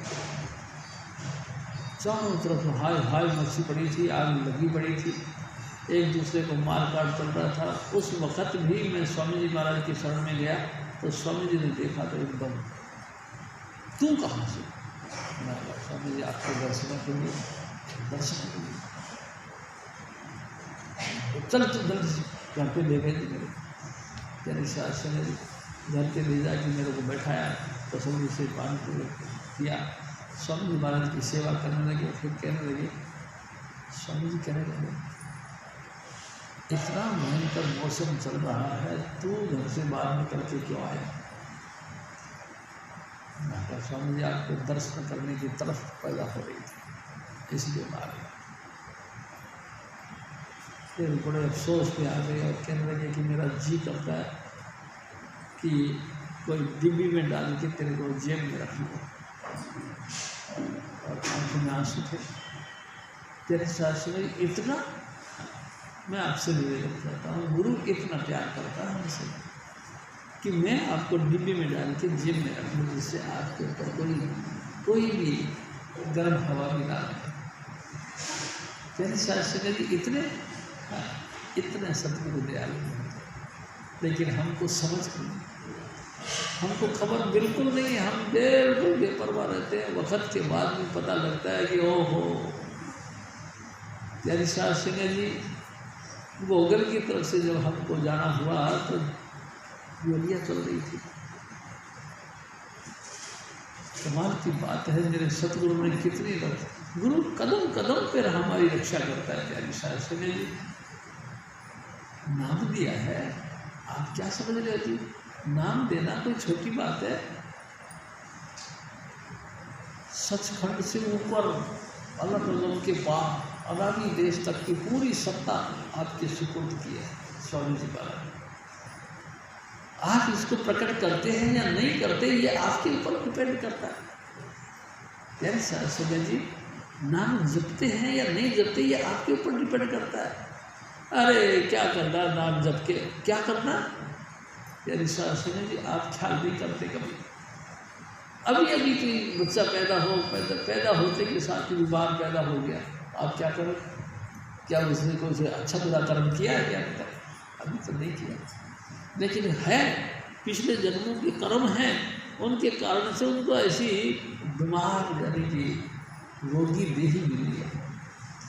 प्यारी शास्त्री जी उसी रोगी देही को अगर मान लो सपोर्ट करो, स्वामी जी महाराज की दया से निपट गई तो निपट गई, नहीं तो प्यारी शास्त्री जी मैं आपसे एक और भी घटना बताता हूँ। हजूर स्वामी जी महाराज ने 1991 से हमको सत्संग करने की सेवा बख्शी। प्यारी शास्त्री जी सोनिया बिहार में सत्संग करने के ख्याल से हम लोग आया करते थे। भगत जी यानी कि मालवीय नगर से और उनका पति पत्नी दोनों आया करते थे। उनके कोई रिश्तेदार जयपुर रहते थे। प्यारी शास्त्री जो जयपुर में जो रिश्तेदार रहते थे, उन्होंने इनसे फ़ोन पे बात करी होगी कि हम आ जाएं। उन्होंने कहा आ जाओ। प्यारी शास्त्री सत्संग समाप्ति के बाद में जब उनको देखा तो मैं तो एकदम दंग रह गया। जैसे अंगुलियां इसके माफिक उनके हाथ पांव थे। वो कहते हैं कि स्वामी जी ये 6 साल का है और 6 साल में हमने कम से कम 6 लाख रुपए इसके ऊपर खर्च कर दिए, लेकिन कोई फायदा नहीं। शरीर यानी कि पूरा का पूरा ऐसा था और चेहरा ऐसा था जैसे बड़ा हुआ। मैं कमाल कर दिया, ये कर्म कैसे निपटेंगे? रोने लगे। ठीक होना चाहिए, अगर ठीक ठूक तो कुछ नहीं होगा, लेकिन अगर आप मर्जी हो तो इसको बदल देते हैं। स्वामी जी महाराज की मर्जी से उनको बदल दिया गया। तेरी शास्त्री जी कमाल है, उस समय हैरान होता है इंसान। हम सब मोह के कर्म से बंधे रहते हैं, लेकिन जो भी कुछ होता है कर्मों का फल, अनंत जन्मों का कर्मों का फल हमारे साथ चलता है। प्यारे शास्त्री जी, क्या आप इन कर्मों के बोझों से या कर्मों की शीली से डरते हैं? डरते तो गुरु की शरण में जाओ। प्यारे शास्त्री जी, हजूर स्वामी जी की शरण में जाओ और 5 नाम की बख्शिश आप पे की जाए, ऐसा डिमांड करो। हजूर स्वामी जी से प्रार्थना करो कि ए सतगुरु, हमको भी 5 नाम की बख्शिश कर दो। क्यों? कम से कम इतने भयंकर जो रिजल्ट देखने को मिलते हैं संसार में, इनसे तो तुम बचोगे ना। यानी शास्त्री जी, तुम 84 में तो नहीं जाओगे ना। दुखों के, तकलीफ़ों के भयंकर जो तूफान उठते हैं, उनसे तो नहीं घायल होगे ना। आप लगातार स्वामी जी से प्रार्थना करो और 5 नाम की बख्शिश। अगर हजूर स्वामी जी महाराज ने दया करी और 5 नाम दे दिए, तो प्यारी शास्त्री जी, मैं आपसे फिर निवेदन करता हूँ, आप लगातार नाम का जाप करें, उठते बैठते सोते जागते। प्यारी शास्त्री जी, उम्र का कोई मतलब नहीं है इस मिशन के अंदर। आप कितने उम्र के हो इस बात का कोई वैल्यू नहीं। आप जो भी हो बहुत अच्छे हो, आप नाम के साथ जुड़ो। प्यारी शास्त्री जी, आप 100 साल तक जियो, मगर नाम के साथ जुड़ के जियो। आपकी वैल्यू एवरग्रीन बनी रहेगी, आप सदा बाहर रहेंगे। लेकिन कब? और तमाम दुखों को निवृत्ति कर दोगे, सब दुख तकलीफ़ों से हट जाओगे। कब? नाम के साथ जुड़ के। प्यारे शास्त्री जी, इसलिए सतगुरु से 5 नाम की बख्शिश मांगो। अगर दया मेल करके स्वामी जी नाम ही दे दे, तो नाम की बात करते हैं। प्यारे शास्त्री जी, मैं आपसे एक बात और करता हूँ। हजूर स्वामी जी महाराज कहा करते थे, नाम का क्या है, चरखा काटने वाली लेडीज भी दे सकती। नाम है अंतर में संभाल करना। संभाल करना, हाँ, आपको लाइट ऑफ गॉड दिखना। परमात्मा प्रकाश स्वरूप है, आपको प्रकाश का अनुभव हो। आपके अंतर में साउंड बजता है, साउंड यानी कि शब्द धुन। उस शब्द धुन को सुनने वाले बनो। अगर आपने लाइट यानी कि प्रकाश देखा, शब्द धुन सुना, तो सचमुच आपको नाम मिला है। अगर नहीं तो फिर नहीं मिला। प्यारे शास्त्री जी, तो फिर क्या करना चाहिए? हजूर स्वामी जी महाराज से प्रार्थना करनी चाहिए, ऐ सतगुरु, हम कभी नाम दान अब सतगुरु दीजिए, काल सता में श्वासा छीजिए। ऐ मेरे सतगुरु, मेहरबानी करके मेरे को नाम दे। क्यों? काल भगवान तो लगातार हर सांस में मेरे को तकलीफ दे रहा है। प्यारे शास्त्री जी, मैं आपसे एक और बात करता हूँ। विचित्र तरह से आपसे मीटिंग कर रहे हैं आज। कल की तारीख में हमारी जो लड़की है, उनके ससुर को अटैक कर गया। मैं आपको बात बताता हूँ, हार्ट अटैक कर गया। प्यारे शास्त्री जी रात को यहीं आए थे, मतलब कि क्या कहते हैं, सफदरजंग में। वहाँ उनको जगह नहीं मिली, वापस चले गए। प्यारे शास्त्री जी दूसरा पता नहीं कोई और हॉस्पिटल है, उस हॉस्पिटल में गए। जान घबरा रही थी, प्राण बाहर निकलने को तैयार थे, लेकिन निकल नहीं रहे थे। अब करें तो क्या करें? हाथ की हाथ इतने लाख रुपये दिए, तब जाके उनको एडमिट किया। एडमिट किया तो अब देखो लास्ट की तो बहुत तकलीफ चल गई। थोड़ा सा चीरा और वो चीज़ को बाहर निकाला, उसमें जैसे बाल बदल देते हैं, बाल बदल दिया, लगा दिया, ठीक हो गया। सुबह जब मैं मिलने गया तो देखा तो बिल्कुल ठीक। उन्होंने कहा क्या हुआ? ठीक है, बड़ी दया हो गई। अच्छा, ऐसी ऐसी तय मेरे शास्त्री जी, देखो मैं साध संगत से निवेदन करता हूँ कि फोन नहीं करना, और आज जल्दी से देखो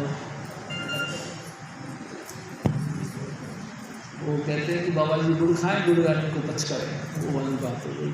मैं खुद ही जो है लोगों से निवेदन करता हूँ, या कि आपसे कि भाई फोन बिल्कुल भी चलने देना चाहिए, और यही हमारे बीमारी लग गई मेरे लिए। चलो फिर माफ़ी चाहता हूँ। प्यारी साध संगत जी, हजूर स्वामी जी महाराज फिर और तुम चंदा में कला तुम्हारी, घाट बार तुम रोनारी। प्यारी साध संगत, चंद्रमा की कलाएँ होती है ना, पूर्णमासी को पूर्ण हो जाता है और उसके बाद रोज रोज घटना शुरू हो जाता है, रोज रोज घटना शुरू हो जाता है। एक दिन स्वामी जी महाराज के सामने हम बैठे हुए थे, ऐसे ही बातें करते रहे, तो स्वामी जी महाराज ने कहा कि एक शिव जी एक बात बता यार, 14वीं को वैल्यू क्यों देते हैं? 14वीं मतलब चतुर्दशी की वैल्यू क्यों देते हैं, जबकि पूर्णमासी तो पूर्ण है, उसका होनी चाहिए। मैं कहा स्वामी जी हम नहीं जानते। तू ये नहीं जानता ना? 14वीं की कला इसलिए वैल्यू रखती है कि 14वीं के पास में पूर्ण होने के लिए आगे और बढ़ेगा भी। 15 के बाद में डाउन होता है, यानी कि पूर्णमासी के बाद में तो फिर धीरे धीरे नीचे उतरता रहता है। मेरे सतगुरु, मैं घटना बढ़ना जो भी मेरे अंदर उतार चढ़ाव आपकी कृपा से, मैं नहीं जानता, लेकिन मैं तेरी शरण में आ गया हूँ, मेहरबानी करके मुझे अपने चरणों में बना के रखो। जैसा भी हूँ मैं आपका हूँ, आप अपनी दया मेरे से मेरे को अपने चरणों के साथ जोड़ करें। हजूर स्वामी जी महाराज फिर और फरमा, मैं बारी तुम पिता और माता, तुम्हारी गोद खेलूं दिन राता। मेरे सतगुरु, तेरी कृपा से, तेरी ओर से ही मैं बच्चा होकर के खेलता हूँ, कभी कहीं कभी कहीं, कभी कहीं कभी कहीं। प्यारी साध संगत जी, संसार में किसी को ठिकाना नहीं मिलता है। ठिकाना जब मिलता है जब सतगुरु मिल जाएगा। आपको बात बताऊँ, बिन गुरु दाते कोई न पावे, लख कोटि जे कर्म कमावे। 1-2 की बात नहीं, करोड़ों कर्म कर लो। दुनिया सारी की सारी इस चक्रव्यूह में पड़ी हुई है। प्यारी साध संगत जी, 33 करोड़ देवी देवता हैं। इन देवी देवताओं के जाल में सब पड़े हैं, 4 वेद और 9 शास्त्र और 6 व्याकरण। प्यारी साध संगत जी, 18 पुराण, इनके जाल में सब फंसे हैं। अरे भाई चलो कहाँ तो भागवत सुन ले। भागवत में क्या है? भागवत में, अरे भागवत का सुनना तो समझ लो कि मुक्ति को पाना। प्यारी साध संगत जी, एक दिन टेलीविज़न पे मोबाइल इंटरव्यू आ रहा था इससे, तो वो बालकृष्ण जी कोई होंगे महात्मा जी, या कि समझ लो कि प्रचार करता होंगे, भागवत कथा सुनाने वाले होंगे। उनसे पूछा गया कि पंडित जी आपने भागवत कथा बहुत करी है? तो हाँ जी बहुत करी। आपने कितनी करी है? उसने कहा जी मैंने करीबन 106 भागवत करी है। तो क्वेश्चन करने वाला कहता है 106 करनी, आप तो कहते हैं एक बार भी भागवत कथा सुन लेते इंसान का जन्म मरण खत्म हो जाता है, आपका क्या हुआ? पंडित जी लाचार हो गए। यानी शास्त्री जी, मैं आपसे एक बात कहता हूँ, भागवत किसको कहते हैं? भगवान के मुंह से निकली हुई आवाज़, भगवान के मुंह से निकली हुई आवाज़। हाँ, ये तो वेद व्यास जी का रचना कार्य ही है। ये जो भागवत कथा जो लोग कहते हैं, ये तो वेद व्यास जी ने रचना करी है। भगवान के मुंह से कौन सी निकली? आपके अंतर में लगातार कानों को बंद करके, आंखें बंद करके अंतर में जो सुनते हो, ये जो अंदर की जो ट्यून है, ये भगवान के मुंह से निकलती है। परमात्मा की तरफ से आप इस बात को जारी करता है। क्या आप भागवत कथा सुनने वाले हो? अगर सचमुच अगर आप भागवत कथा सुनने वाले हो तो आप हो गए मुक्त। कोई आपको बंधन नहीं, कोई आपको जो है कि पाबंद नहीं करने वाला, कोई जन्म मरण में नहीं डालने वाला। स्वामी जी हमारे मजाक में कहा करते थे, एक पंडित जी महाराज थे, वो बड़े भागवत करते थे।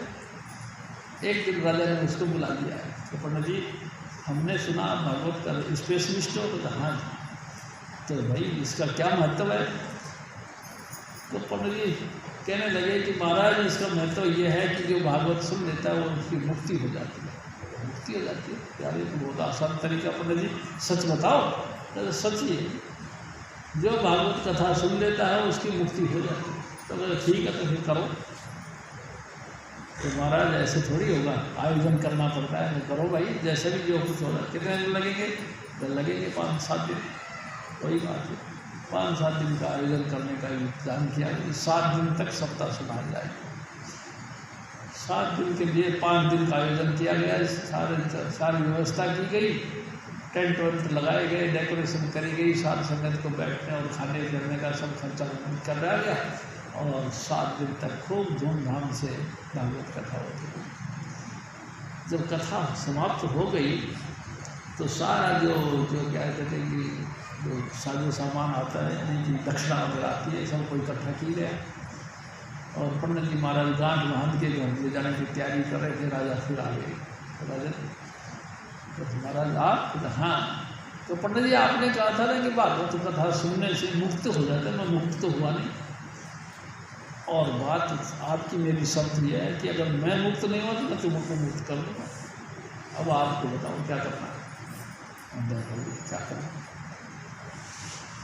अरे राजन, कम से कम ये साजो सामान घर तो पहुँचाने दो, तो ले जाओ और तुरंत आ जाना। तेरी सेना जी और राजा के यहाँ से सारे सामग्री बांध के घर ले गया। घर ले गया तो बड़ा उदास उदास सा उसकी लड़की ने पूछा कि पापा जी आज तो मुँह लटका पड़ा बड़ा। अरे तो बेटा बड़े मुश्किल में फंस गए। क्या हुआ? तो ये बातें थी। अच्छा चलो मैं चलती हूँ, मैं आपको और राजा के बीच से बात करती हूँ। तेरी सेना जी वो लड़की आ गई। राजा ने कहा कि राजन, आपने पंडित जी से फैसला किया था? हाँ, मैंने कहा था कि आपने कही थी कि भाई भागवत कथा सुनने से मुक्ति होती है, और मेरी मुक्ति नहीं तो मैं तेरे को मुक्त कर दूँगा। तो बताओ। मैंने कहा ठीक है महाराज, लेकिन एक बात, एक रस्सी ली और रस्सी से एक दरख्त के साथ बांधा और पंडित जी को बांध दिया, और एक दूसरी रस्सी ली उससे दरख्त के साथ में उस राजा को बांध दिया, और कहने लगे पंडित जी राजा को खोल दो। तो पंडित जी यानी कि उसके पिताजी कहते हैं कि बेटा तुम नादान हो गई क्या? मैं जब बंधा पड़ा हूँ तो कैसे खोल दूँगा? तो कहते राजन कोई बात नहीं, इसको छोड़ो, तुम करो। तुम राजा हो, तुम बुद्धिमान हो, समझदार हो, ताकतवर भी हो, तुम ऐसा करो कि पंडित जी को खोल दो।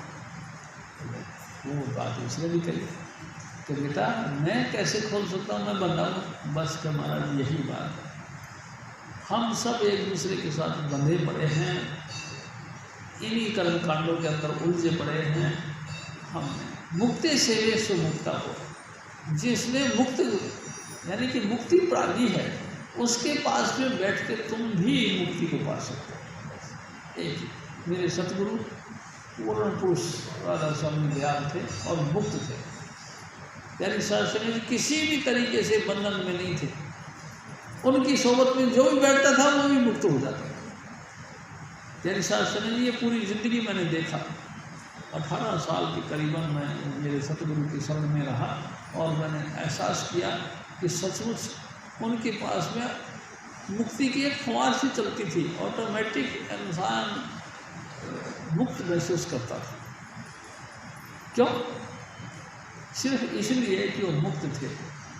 उनकी मुक्ति से सो मुक्ता हो, जो जिन्होंने मुक्ति पाली है उसकी सोबत में बैठने वाले को ही मुक्ति मिलती है। प्यारे शास्त्री जी यही बात सच्ची है। मैं आपसे एक और बात करूँ, मेरे सतगुरु थे, उनके एक लड़के थे जिनका नाम साहिबजादा कहता था, उनको प्रेम हंसा। प्यारे शास्त्री जी उन्होंने आज़ादपुर मंडी के अंदर एक शोरूम बनाया। शोरूम बनाया तो कोई बात नहीं, हजूर स्वामी जी महाराज ने हम सबको कहा कि भाई प्रेमा एक शोरूम बना रहा है, सब आता रहे, और हम सब पहुंच गए प्यारे शास्त्री जी, और उनको बधाइयाँ दी। प्यारे शास्त्री जी हमारे साथ स्वामी जी महाराज भी थे। प्रेम भाई साहब ने मेन चेयर पे, मेन कुर्सी पे यानी गले के ऊपर स्वामी जी महाराज को बैठा दिया। पहले दिन लोग आते हैं, सब चप्पल जूती खरीदते हैं, जो भी कुछ सामान दुकान में मिलता है खरीदते हैं, नोटों का ढेर हो गया। भाई साहब बड़े खुश हुए। दूसरे दिन फिर स्वामी जी महाराज को कहा कि भाई चलो पापा दुकान पे चलो। दूसरे दिन भी स्वामी जी महाराज चले गए। कुछ कल दुकानदारी रही, कुछ आज हुई, कोई बात नहीं।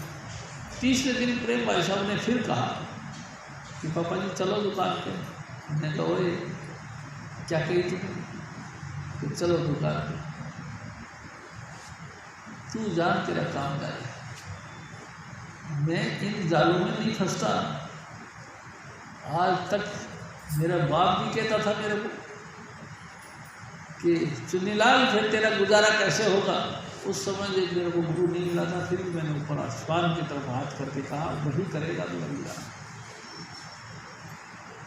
वो कौन? स्वामी जी महाराज ने कहा नीली छतरी वाला, यानी आकाश में जो सर्वव्यापक है परमात्मा, वो ही मेरा गुजारा होगा। यानी शास्त्र में तो फिर स्वामी जी महाराज को उन्होंने कहा ऐसे तो तू बहुत परेशान हो जाएगा, तू आखिरकार मेरे आगे हाथ फैलाएगा। स्वामी जी महाराज ने कहा कि देख पापा जी मेरी बात सुनो, हाथ मैं नहीं फैलाऊंगा, हाथ आप फैलाओ। फिर शास्त्र में फिर हिंदुस्तान पाकिस्तान का बंटवारा हो गया। हजूर स्वामी जी महाराज के जो पिताजी थे शेख लक्ष्मीदास जी, वो पूना सितारा की तरफ गए थे तकाता पर। वहीं पे पता लगा कि हिंदुस्तान पाकिस्तान पवन को बच गया है। वहाँ से उन्होंने तार लिख के भेजा स्वामी जी महाराज को कि सुनीलाल मैं पूना सितारा में फंस गया हूँ, मेरे लिए पैसा भेज जिससे कि मैं किराए से बैठ के गाड़ी में आ सकूँ। और हजूर स्वामी जी महाराज ने किराया भेजा, तब जाके वो आए। यानी शास्त्री मैं आपसे भी नहीं करता, जो भी कुछ है स्वामी जी महाराज के हुक्म से, नाम के बगैर कुछ नहीं। यानी शास्त्री मैं आपके एक दो बातें और करता हूँ, मेरे को बड़ा मन करता है मैं आपके साथ खूब खुल के बातें करूँ। यानी शास्त्री जी मेरे सतगुरु बताया करते थे कि स्वामी जी महाराज के जो पिताजी थे सेठ लक्ष्मीदास जी, ये भगवान शिव की पूजा करा करते थे। यानी शास्त्री जी बहुत मतलब की बात है, अपने सर की मतलब की बात, भगवान शिव की पूजा करा करते थे। जब स्वामी जी महाराज ने यानी कि मेरे सतगुरु ने नाम ले लिया हजूर बाबा सावन सिंह जी महाराज से, तो उसका प्रभाव देखा तो शेर साहब ने यानी लक्ष्मीदास जी महाराज ने भी नाम ले लिया हजूर बाबा सावन सिंह जी महाराज से। अब मन तो गए राधा स्वामी, लेकिन नाम तो जपते नहीं थे और बस मानते थे भगवान शिव को। धीरे धीरे हिंदुस्तान का बंटवारा हो गया और ये सब दिल्ली में आ गए। त्यारी शास्त्री जी दिल्ली में आ गए, चलो कोई बात नहीं। अब यहाँ आए तो इनको दुख लग गया बहुत, भाई इतना बड़ा मकान था वो भी गया, धन दौलत थी वो भी गई, ज़मीन जायदाद थी वो भी गई, सब कुछ गया। त्यारी शास्त्री जी अंतर से कमजोरी आ गई और धीरे धीरे ऐसे समझ लो कि उनको टीबी हुई। मैं आपसे माफ़ करना, मेरे को मेरे सतगुरु दयाल बहुत है भाई, ये आप माफ़ कर देना। मेरे स्वामी जी महाराज के पिताजी उनको टीबी जैसी बीमारी हो गई। टीबी जैसी बीमारी हो गई। अब वो बहुत पूजा पाठ करते रहे, सारा दिन तली हिलाते रहे, भगवान जी की उपासना करते रहे, नाम तो जपते नहीं थे, वो तो छोड़ छाड़ दिया था, भूल भाल गए थे।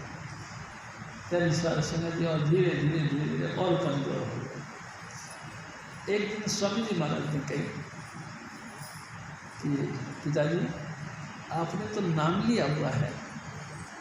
उनको एकदम से जैसे होश आई कि सचमुच मैंने तो नाम लिया हुआ, मेहरबानी करके नाम जपा करो। यानी शास्त्री हालांकि सामने हमने बैठ के बातचीत नहीं करा करते थे, लेकिन वो कभी कभार जिंदगी के अंदर एक दो केस ऐसे बने। उन्होंने कही कि आप नाम जपा करो और नीचे आ गए। त्यारी शास्त्री जी ऊपर ये नाम जपते रहे। स्वामी जी महाराज कहते हैं कि शिव जी फिर रात को 2 बजे की घटना है।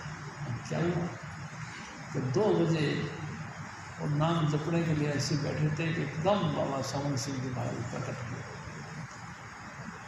और कहने लगे, पंडित जी क्या कर रहे हो?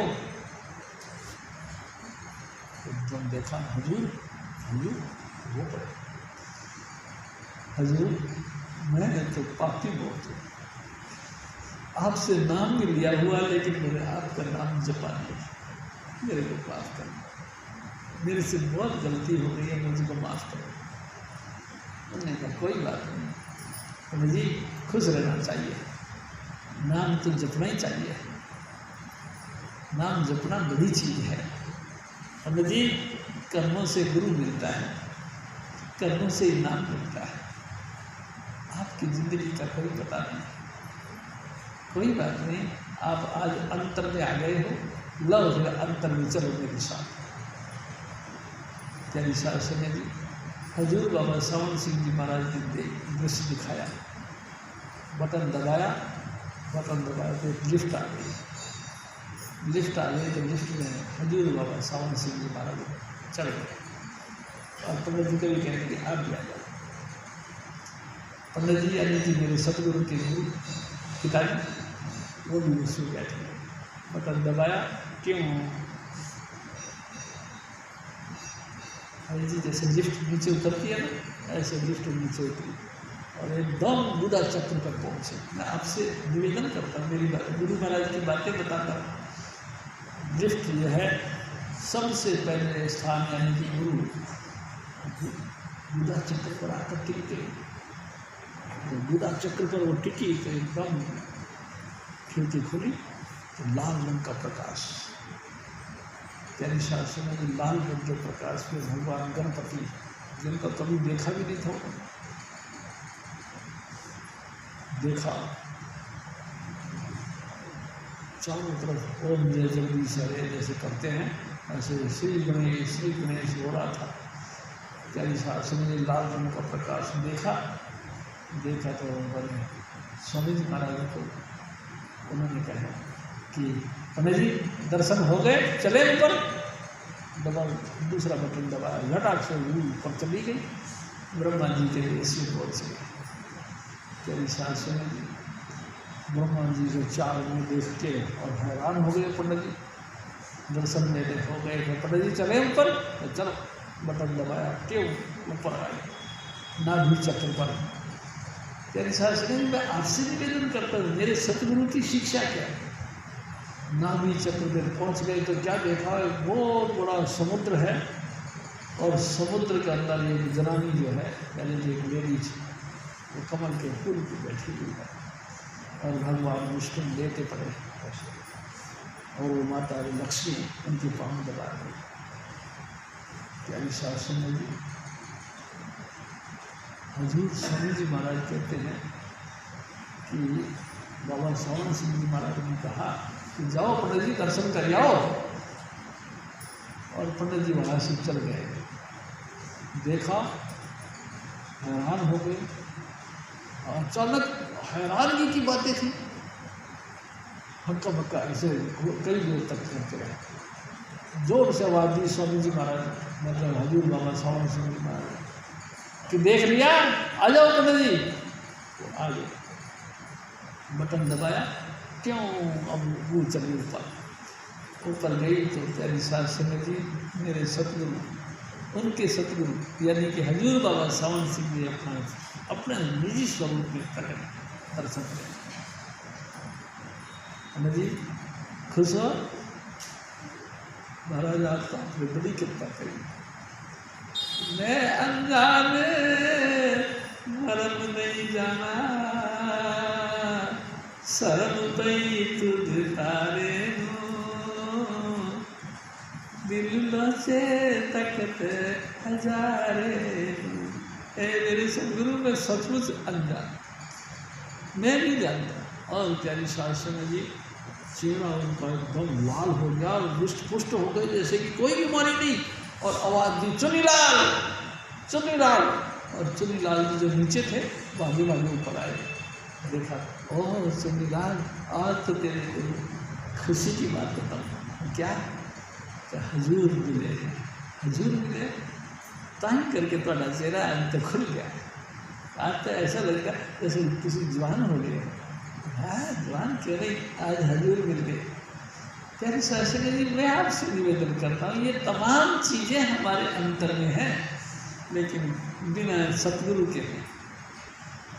स्वामी जी आप कहा करते थे, बिन गुरु दाते कोई न पावे, लाख कोटि ये कर्म कमा। कोट नाम है करोड़ों का, एक दो नहीं लाखों करोड़ों कर्म कर लो, लेकिन गुरु के बगैर नहीं।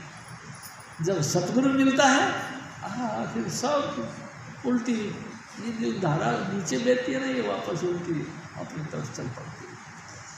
हजूर स्वामी जी महाराज फिर और नैन थाल और दृष्टि ज्योति, पलकन छड़ी खड़ी कर लेती। हजूर स्वामी जी महाराज, मेरे भाई ये जो पलक है, पलक अपलक नेत्रों से स्वामी जी महाराज की दीदार करें। इन आँखों से जैसे सांप होता है ना, सांप की पलक नहीं होती।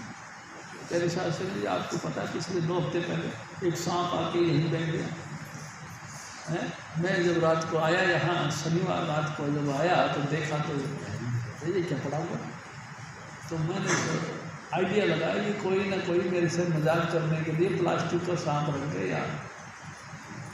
इतना लंबा था, प्यारी शास्त्री जी यहीं पड़ा हुआ। फिर मैंने सोचा यार ये हिलता डुलता तो है नहीं, जिंदा तो नहीं है, सांप ही है, वैसे ही है जो है प्लास्टिक का। मैं बाहर गया, दरवाज़ा खोला, झाड़ू लेके आ गया, झाड़ू से ऐसे क्या वो चल पड़ा, और मैंने कहा तो जिंदा चल पड़ा जिंदा। फिर तो धक्के मार मार के मैंने उसको गेट से बाहर कर दिया। तेरे शास्त्री जी सब स्वामी जी महाराज के खेल, कुछ भी उनसे परे नहीं। और मेरे सतगुरु की बातें तो ऐसी हैं कि आप सुन के हैरान हो जाओगे। एक दिन हजूर स्वामी जी महाराज कहते हैं कि शिव जी, एक सांप का बच्चा मेरे चरपाई पे, मेरे खाट पे आ जाता था, मेरे साथ सो जाता था, मेरे साथ सीने के साथ लग के सो जाता था। एक दिन फिर मेरी माँ ने वो पकड़ के उठाया तो निकला तो सांप और ये है चक्कर। इसलिए मैं आपसे कहता हूँ कि सब स्वामी जी महाराज के हुक्म में चलते हैं। हजूर स्वामी जी महाराज फिर और प्रेम नीर का भी अवडालू, आरत तुम्हारे सन्मुख बारू। तेरी शास्त्री जी, सतगुरु के दर्शन करने के साथ ही हमारी आंखों से आंसू गिरना, यह समझ लो जैसे दीपक में घी डालते हैं ना, ये वही चीज़ है। प्यारी शास्त्री जी, लाखों जन्मों के बाद अब गोल्डन चांस बनाए कि हजूर स्वामी जी महाराज के टच में अपना आए हैं। लाखों जन्मों के बाद कई दफ़ा राजे महाराजा बने होंगे, कई दफ़ा कंग में भिखारी जो है वो बने होंगे, लेकिन ये चांस नहीं मिला। अब के जो चांस मिला है ना, ये बड़ी दुर्लभ चांस है। हजूर स्वामी जी महाराज के सम्मुख हम पहुँच गए, प्यारी शास्त्री जी। और कमाल तो यह है कि स्वामी जी ने भी अपने को मंजूर कर लिया, उन्होंने भी अपने को अपना लिया। हम सबको नाम की बख्शीश कर दी, नाम की, हाँ वही नाम की जिस नाम के धारे खंड और ब्रह्मांड टिके हुए हैं, उसी नाम की बख्शीश कर दी। प्यारी शास्त्री जी, ऐसे उस दिव्य पुरुष के दर्शन करते हैं तो हमको आँखों से आंसू भर के प्रेम प्यार के अंदर मगन होकर उनके दर्शन करने चाहिए। प्यारी शास्त्री जी, ये दुर्लभ है ये अवसर सिंपल नहीं है। और देखो मैं आपसे बात बताऊँ, देवी देवते भी तरसते हैं इस चीज़ को। प्यारी शास्त्री जी, पूरे 33 करोड़ देवी देवता दिन रात तरसते हैं ए प्रभु, ए सतगुरु जी, हमको भी इंसान का ड्रामा दे दे, हम भी इंसान बन के तेरी भक्ति करें, तेरे से नाम दें और तेरे दिन रात उपासना करें, जिंदगी सफल करें। वो भी दिन रात में तमन्ना करें। प्यारी साहब संगत जी, छोटी बात नहीं, बहुत ऊंची बात है, बड़ा दुर्लभ चांस है ये। प्यारी साहब संगत जी, परमात्मा का मिलना यानी इंसान का मिलना, यानी कि ऐसा इंसान जिसके अंदर पूर्ण रूप से परमात्मा का प्रेम है, बहुत दुर्लभ चीज, बहुत दुर्लभ चीज है। प्यारी साहब संगत जी, परमात्मा क्या मिल जाता है? कहते तो सभी हैं कि मिल जाता है, लेकिन जिनको सच में से दिल के लगी हो उनको मिलता है। दिल को लगी, हाँ।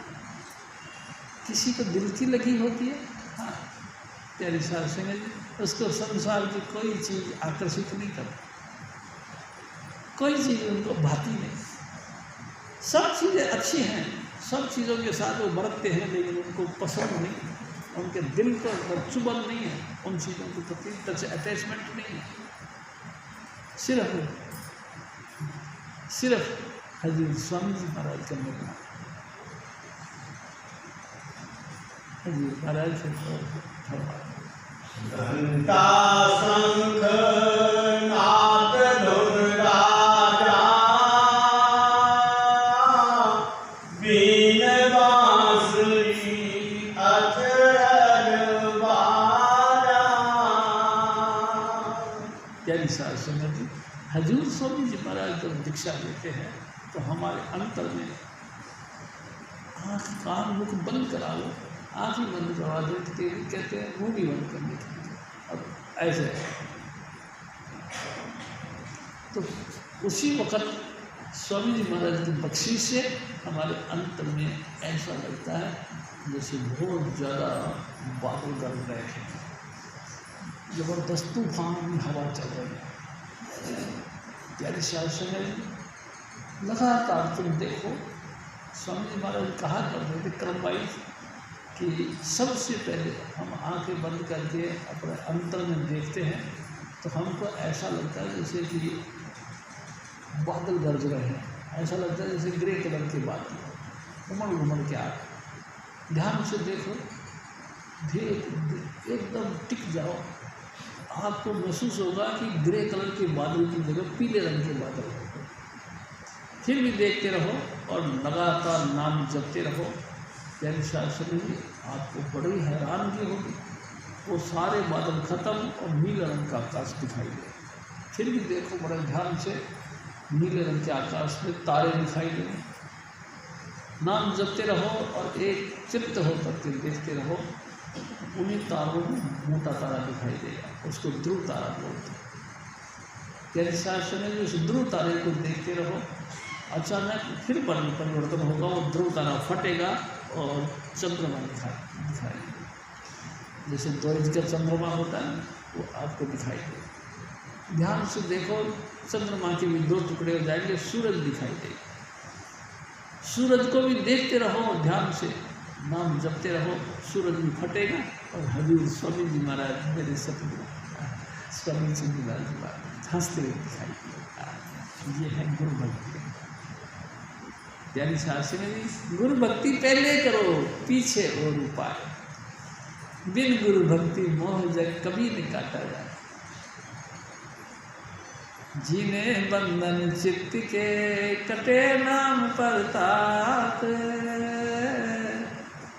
मोटे बंधन जगत के गुरु भक्ति से काट।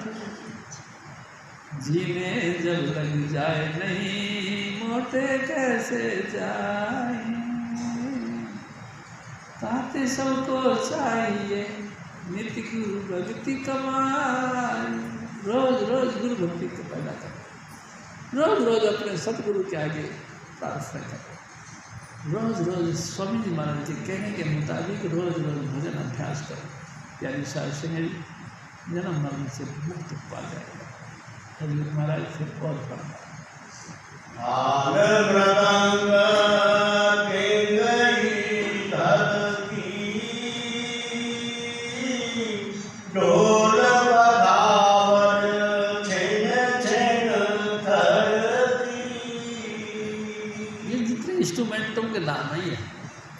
कोई थाली बजाता है, कोई ढोल बजाता है, कोई तबला सा बजाता है, कोई घड़ियाल बजाता है, कोई घंटियाँ बजाता है।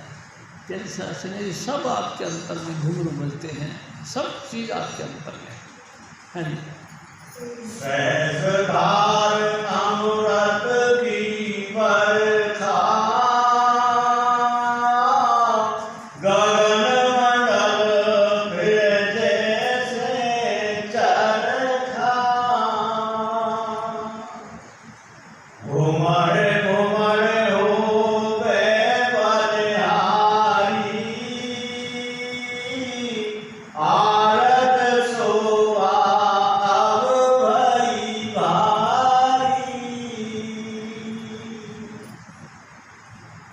हजूर स्वामी जी महाराज प्यारी साहब सुनिए जी, अनहद वाणी की बड़ी बेटी, यानी कि कोई भगवान कहे, कोई भगवान का मगध कहे, कोई अवतार कहे, कोई भक्तों का सिरमौर कहे, भगवान जी सुनते हैं।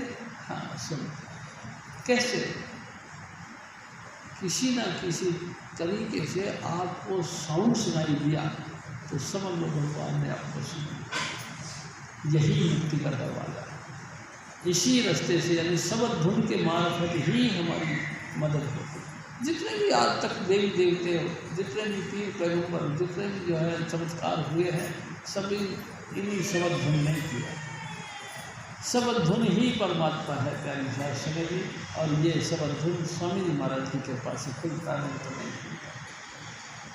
प्यारी साहब सुने जी, जन्म जन्म की मन लागी इस मन को काढ़ा हुआ श्याह, एक दिन की बात नहीं, जन्मों जन्मों के कारण से काला श्याह हो रखा, कुछ दिखाई नहीं देता। स्वामी जी महाराज जी बख्शिश करें, हमको बख्श दें, तब जाके हमको अंतर में से साउंड सुनाई देता है। और साउंड का सुनना यानी कि समझ लो मुक्ति का पाना। और देखो प्यारी साहब सुने जी, इसके अलावा कोई तरीका नहीं। जितना मर्जी अपन होशियार बने, इसके अलावा कोई तरीका नहीं। जब भी साउंड शुरू हो गया समझ लो हमारा उद्धार हो गया है। ठीक है। समाधा कुछ कान जाई, सत्संगी मिले आरत गाई, हीरे लाल नौछावर होई, माणिक मोती लगिया हरे और फूल जहाँ राधे, राधा स्वामी जहाँ विराजे, गगन हुआयब मगन हुआयब तन मन मेरा, राधा स्वामी छिन छिन हेरा, आरत की अब मैं पूरी, तेरो प्रसाद अमीरस पूरी, प्रेम ध्वजायब गगन फहराई, धुन धरकार अगम से आई, प्रेम ध्वजायब गगन फहराई, धुन धरकार गगन से आई। प्यारी साहब सुनिए जी, शब्द धुन का प्रकट होना ही। देखो जी, मैं आपसे एक और निवेदन करता हूँ।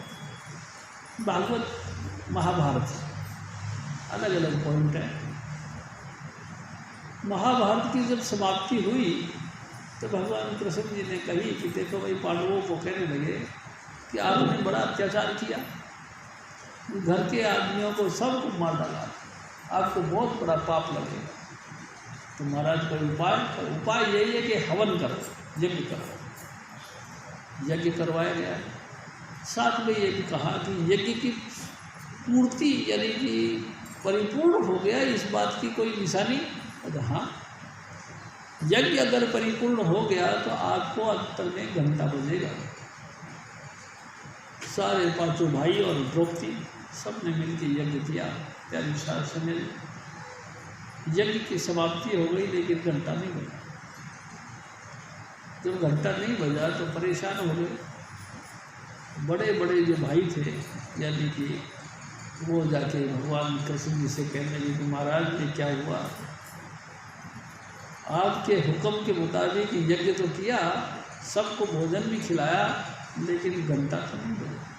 तो भाई ढूंढा कि महाराज हमको समझ में नहीं आई, आप मेहरबानी करके बताओ कोई रह गया? बोला हाँ, जंगल में एक रहता है, जाति का वो बंदी है, लेकिन है तो कबीर साहब का चिताया, आप उसको बोलो।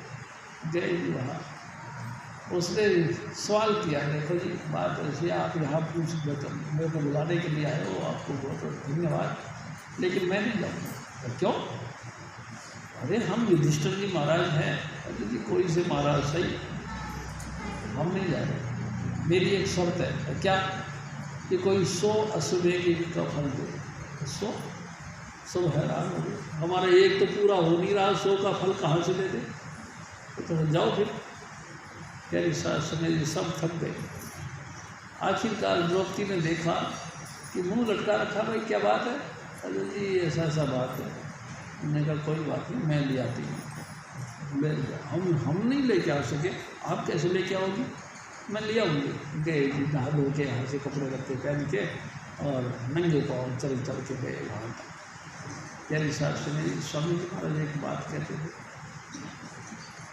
जब भी हम किसी महापुरुष के पास में जाते हैं तो एक एक कदम पर एक एक अश्वमेध का फल मिलता है। द्रौपदी नहा धो के यहाँ से कपड़े लत्ते बदल के और पाँव से चल के, पैदल पाँव से वहाँ तक पहुँच गए। महाराज हमारे यहाँ पे यज्ञ है और उसकी समाप्ति यानी परिपूर्ण तब होगा जब आप पधारोगे, आप आओ। तो उसने कहा कि द्रौपदी पता है ना आपको, मेरी शर्त 100 अश्वमेध का फल देना पड़ेगा, और तेरे सारे जो है परिवार के लोगों ने मेरे को कह दिया कि एक तो पूरा हो नहीं रहा, तो हम 100 कहाँ से देंगे?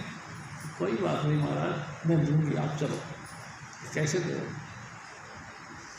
आप लोगों के बड़े बड़े महापुरुषों की सोबत में बैठकर मैंने ये कुछ ज्ञान प्राप्त किया। क्या?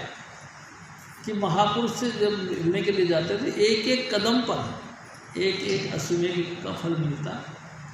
तो महाराज उसे 100 रख लेना, बाकी मेरे को दे देना। महात्मा जी चुपचाप उठ के चले आए। प्यारी शास्त्री जी कहते हैं कि द्रौपदी भोजन कला के अंदर बड़ी निपुण थी, रसोई नंबर 1 बनाया करती थी। बड़ा सा थाल लिया, अनेकों अनेक प्रकार के व्यंजन बनाए, 36 व्यंजन परोस के और उनके सामने रख दिया। महात्मा जी ने क्या किया, सबको गड्ढ कर दिया, पानी में घोल डाला के पीना शुरू कर दिया। देख के द्रौपदी को बड़े घृण आई, आखिरकार जाति का बंदी आया, देख इसका कदर नहीं।